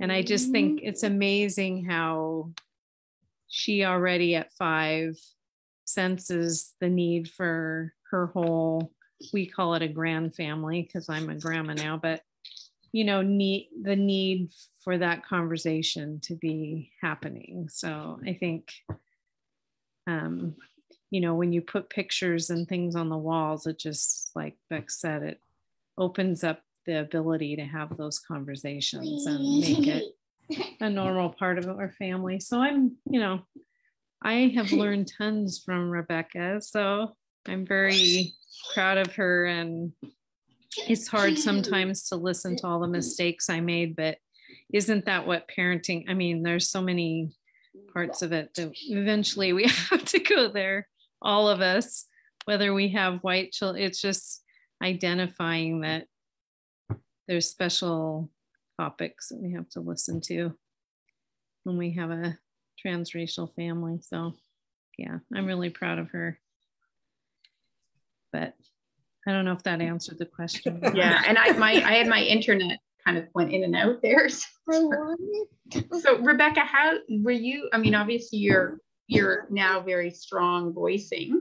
Like, how did, you know, when you think of you as a little girl to now, like how did that happen? Where, like, were there times where you were uncomfortable saying what you really felt about all of this? Like, yeah, definitely. Yeah. It wasn't until I would say probably college that I really got my voice to speak up. And that was, again, around the time where I was also validated in my experiences, because for a long time, growing up, again, like in a white family and in a white community, my experiences as a Black person weren't validated by anybody. So it wasn't until I was around other people of color who were like, oh, you're not crazy. Like, these things that you're experiencing are very real, and like, you're completely valid in your experiences. And and like, I was introduced to like learning about my Blackness and Black history and things that I wasn't introduced to. And it was kind of through the validation that I got more comfortable and more confident about kind of diving headfirst into learning about who I am as a person. And then once I got comfortable in my identity as an adopted Black woman, then I got a lot more comfortable with just being like, okay, this is all y'all need to get your shit together. Like, and I got a lot more comfortable with just kind of speaking out about my experiences. And I think for me, it's comfortable for me because I just speak from what I know, right? I speak from my experiences, and it's up to you whether you want to listen or not. I'm not going to sit and argue with you, but if there's people who want to listen, great. If I'm connecting, my main goal has always been to be a voice for people who don't have a voice, right? For adoptees who don't feel comfortable to speak up, for people who don't have the ability to speak up, that basically being what I never had. Like, when I was a kid, I didn't have other adoptees. And again, a lot of it has to do with like, we didn't have internet and social media like this to be able to do those kinds of things. But there was no visual or representation of adoptees speaking on adoption experiences. So once I got comfortable in my identity as a Black adoptee, I made it like, not even a mission, like it was just felt natural to me to start sharing my story and and wanting to speak for those other people who the next, you know, little Black transracial adoptee who was going through a lot of the same things, who maybe didn't have the voice to speak up or didn't realize what she was going through. And I just kind of wanted to be that person to be like, you're not the first person to do this. You're not going through it alone. And hopefully the adoptive parents along the way are listening and learning. But yeah, I'm not gonna like go out there. I've kind of made a boundary around how I educate people. Like I educate people who want to be educated, right? Right. So those who want to listen. I've kind of made a hard boundary about like, I'm not going to argue with people who just want to argue back, right? So I educate those who want to listen, right? That's all I ask, is that y'all listen, you make an effort. But if you're just here to like listen, to argue, that's not me. There's somebody out there who's willing to do that, but I don't have the energy or the time to do that. But yeah, it just took more. I think once I got more comfortable in who I am and my own experiences, it just speaking up for myself was just like the natural next step. I think right. Great. I just have a comment from Allison. She says, as an adoption social worker who is directly involved in multiracial adoption, I think this presentation opened my eyes in ways to open this discussion with some of my families as they go through the process, to normalize and start the discussion early, to share your story and voice. She says, thank you. She says she turned on her video, but she has horrid Wi-Fi and she lives in the boonies. So. as many of us do here. So yeah. Thank you. I'm glad it helps.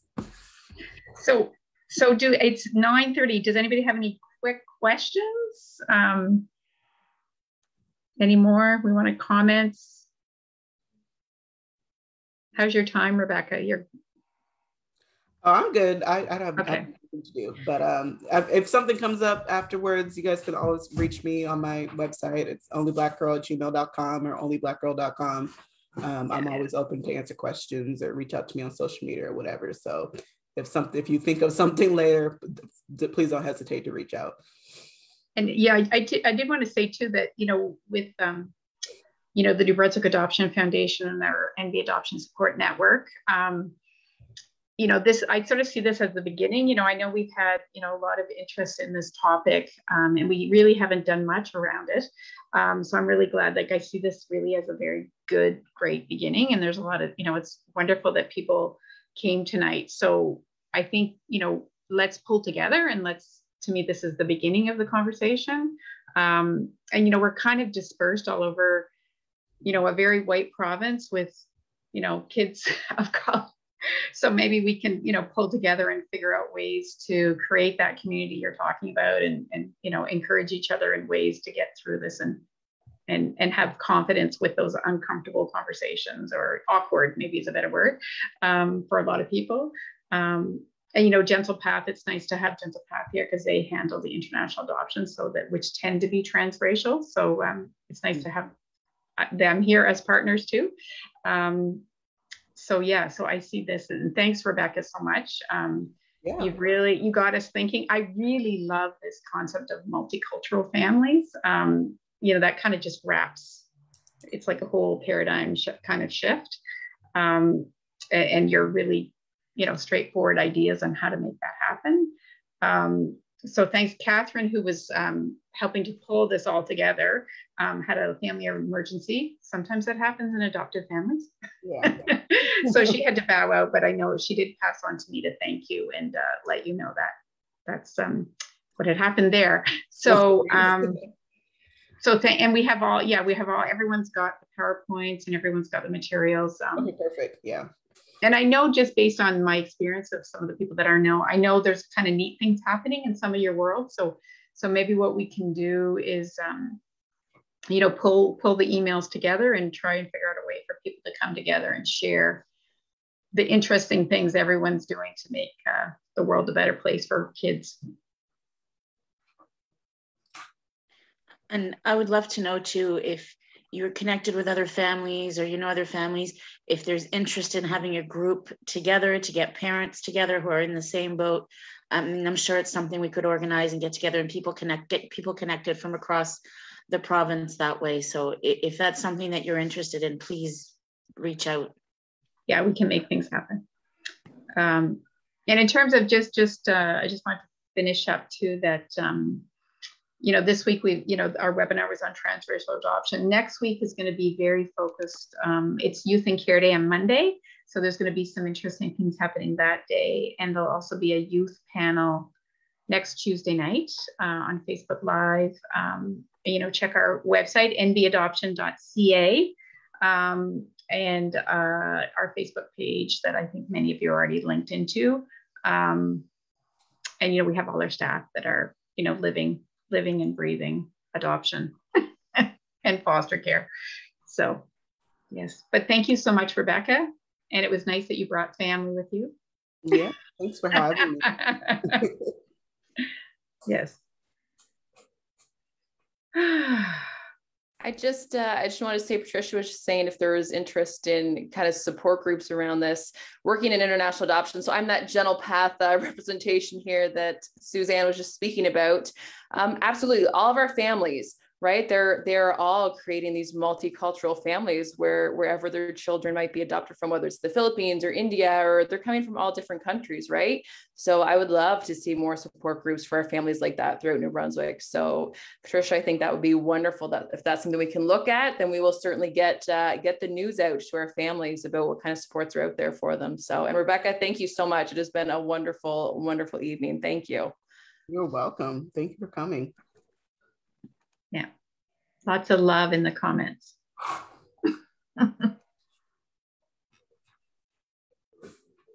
Okay.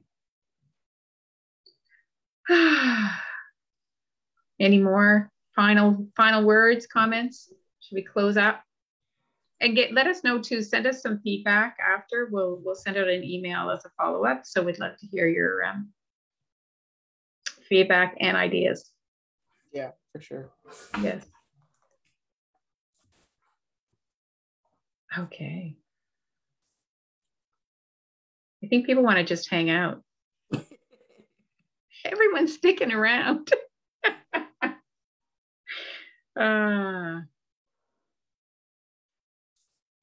You're assuming I know how to leave these things. How do I leave? Usually everybody else leaves and then I just... Right.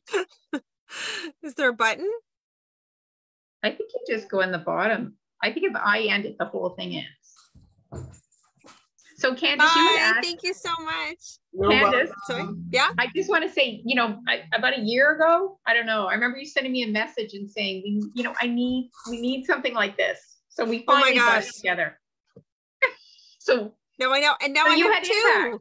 Now I have two. What? I have an Indigenous child and a Black child. Wow, interesting. So, yeah. I didn't know that. Yeah, I thought you only had one. So when you said two, it's like no, the second was just finalized this summer. Oh, wonderful. You do have a multicultural family. I do. I was all over that when you were saying your multicultural family, because I never know how to explain us. I never know. So. Well, I kind of have that backwards story, right? So I have two kids I adopted who are white. My husband's white, but I'm Hispanic. So it's a different, I get a lot of questions from the kids when they see me, they see my kids and then other friends, they kind of look at me and go, and I know my mother was the same, like my father's white, like I said, but my mother would get at the time, I won't tell you how old I am, but she would get a lot of, are you the help? So that was, or are you the nanny? Yeah. Microaggressions, or though pretty macroaggressions, actually. Yeah. I would tell you this is macro. Yeah. Yeah. Wow, Rebekah, this was really thought-provoking. Good, I'm glad. Yeah. Thank you. And I think just having, like, to me, what's feeling really exciting is just everyone coming together who's motivated enough to put the energy into being here, right? Yeah. And feeling probably alone trying to sort these things out. So it's pretty, yeah. Yeah, thanks for inviting me. I'm glad. My goal is always to at least to help one person. As long as I help one person, I feel like I've done my job. So, yeah. So I'm glad. I think simply, even just by bringing everybody together, it makes a difference. Just to know that there's other families there and to hear your story was really helpful. Good, yeah. Brenda, did you have a question? I see you up there. No. Oh, you're muted. Unmute. Oh, you're still muted. Oh, she might not know. Oh, there we go. This was very helpful, and because I'm white, my husband's Chinese. We have a biological son, and now we're adopting a little girl that's Jamaican, half biracial. So we celebrate white, we celebrate Chinese. We have arts of Chinese, culture, and I was ready for that battle for my son at school for being biracial Chinese, but it never happened. His friends didn't even notice he was Chinese. You had to fight with them to tell them. It was a weird conversation. I had three little boys in the back seat, and they were telling him he was not Chinese because he spoke English. So it was very, it's very, very, very helpful because this is going to be a different situation, especially not biological. So, and we did get married in Jamaica, oddly. So, so we have our pictures of Jamaican. We have, arts of Jamaica and stuff that, at least to add, but adding all that diversity and the food and celebrating and finding more about her, we didn't know if we make a thing that she is different or but now you've made it clear that yes, you have to, You have to let her know, and we have to have those pictures up. So, because I didn't want to make, like, I wanted to do that, but I didn't know if if I was doing the right thing. So thank you very much. No, this is very eye-opening, very helpful, and I definitely need to learn a lot more, because I just want her to be strong, independent, and love herself, and be a big ally in everything, right? So, so thank you. Start. Definitely. I mean, we've got a long road to understanding everything and making sure she feels good in her skin and feels good about herself, and know that, you know, her culture and where she's come from is important to us and her. So yeah, absolutely. Yeah, I what I thought too is sometimes, you know, I know of myself, I overthink these things. Like, oh, you know, I go and I become immobilized almost, because I think, oh, you know, I don't, you know, it's like, oh, you know, what's the right thing to do or the wrong thing to do? You don't want to, but I think you just stumble along, right? And you have good intention, and you just find good people to help you, you know? Yeah, like we do have like the dolls, and we do have the books that we're adding, but you don't know how far you go. But I have a daughter also. When she was younger, which is a funny story, I'd always buy her different Barbies of different colors. And for a while, she always wanted to buy the black Barbie. And I was like, why is she always buying the black Barbie? So one day I asked her, I was like, so why do you want this one? And she answered, because she has the pink dress. I'm like, oh, okay. So it had nothing to do with the color or anything. Yeah. With the color dress she's wearing. So that was, but yeah. Kids will surprise you. Yeah. The adults. Yeah. One thing that I find happens too is that it's easy to take, like, if kids don't see the racism, then parents will think they'll sort of assume that their kids are the experts in the analysis of what's happening. Do you know what I mean? Like sometimes you've got to listen to kids, but also kids have a kid's view of it, right? Right. So my kids are actually Indigenous, and through my husband, and I remember, criticizing the school system, and I said, there should be more Indigenous content. And he said, oh, we did that in grade 6. So, like that, but now he's, 18, and he totally, feels the world is not fair and gets it, right? Right, yeah. But sometimes we like to think the simple childlike view of it is the view too, right? It's a funny double-edged thing. Yeah. I know it's a balance. I had a really great childhood, and I didn't really feel any racism until I was much older, and I could look back and see some of the things that were there. But I look back now, and you have to have a balance, because I stood out. Anywhere I went, I stood out. So I had some teachers who made sure I stood out. So I was always the one who would talk about where I was from, why I was different, why my food was different. And then I had other teachers who, on the contrary, didn't acknowledge my difference the same way. So, and then you almost feel like I wanted them to notice me more, and I wanted the others to notice me less. Right.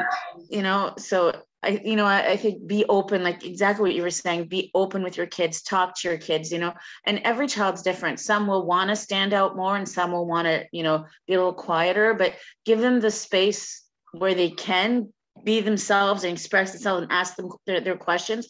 And if in other times they just want to blend in, then let them at the same time. There's a balance there too, I think. So, yeah. This is nice. It's a hard, racism's a tough one, right? But it does, you have given us, I think, a sense of empowerment around it. Yeah. It's just, it's being empowered to just kind of dive headfirst and make those decisions and get the education that you need to make those decisions is really the first step. And, you know, it's just, like I said, it's a long road. Nobody expects perfection. None of us know everything there is to know about every single, you know, culture and everything, social group in the world, but it's a learning process, but it's making the effort to learn. Yeah. And understanding that, you know, your experience is not the only experience. Right. And I think on my resource list, I think there's a book, it's called what is it called? Multicultural America, I think it's called. That's a really good book. That was one of the first books that I read that wasn't from a white perspective of America. So I always recommend that to people because it takes a look at history through a non-white lens. Right. And it was the first time that I was reading like the same history that I was taught in school, but not from a white perspective. Right. And like things like that are like, oh wow, like the same story that I've been told is a whole different story, not coming from the people who write history, right? Who write and edit it, and like, you know, it's just like, it's crazy. Like, I don't know if you guys have heard about all the stuff going on like down in Texas, where they're like trying to erase, you know, a lot of the Black history from textbooks and stuff like that. It's like, it's so crazy. And it's so how limited of amount of like perspective you get if you only rely on like one person or one system to give you the whole story, because they're not going to, right? Yeah. I think here it tends to be more subtle. Yeah. But it does come out pretty explicitly in certain circumstances, you know? We're probably seeing a lot more in the Indigenous side in our textbooks and things like that. Seems to be where we miss the mark a bit more, because really we don't, well, in my education, and I mean I'm quite a few years out of high school now, but we didn't touch American history. We didn't like, slavery was just like a blurb, like it was awful how little we spent on any form of that, you know, and then we did get a little bit into it on the Indigenous side, but unfortunately, slavery is like 2 pages in your textbook. It's pretty much it's really crazy. Here in America, it's very much like, and then a lot of the narrative is just kind of like, there was Martin Luther King and they ended racism. Yay. It's a lot of that kind of stuff. It's like, no. Yeah. I went to a private school in Ontario and I got to keep all of our books. We had to purchase our textbooks, and the law book from the grade 12 law was one of the first times I got to see kind of, I wouldn't even say it was a non-white lens, because I'm sure the gentleman that wrote it was still really old and really white, but it showed a lot more of law and kind of what was happening in Canadian law and why it kind of it went the way it did and panned out the way it did. And it was so eye-opening for me that I still have the textbook to this day, because I'm like, oh my gosh, there was other ways to learn out there and we just didn't know. Like we were spoon fed a certain way and we did it, and we were happy to pass and move on to the next grade. And I never once thought about what I was being educated about, just could I get the grade and move on. You know, and we miss so much. It's awful. I've gone to like these beautiful workshops since, and I'm thinking if I had learned even a piece of this, I would have been changed at a very young age, just to think differently about the world, not even just specifically racism or specifically Indigenous. It's just like when you see that kind of huge injustice and you realize it happens so close to you, I don't know how you go back from that. I feel like here on the East Coast of Canada, we can feel really removed from a lot of like world issues sometimes, and we're not, like they're all here. We just talk about them a lot less because they happened, you know, considerably longer ago, or if they're still happening today, we feel like we're fighting them in our own little grassroots way, which is awesome, but still really scary.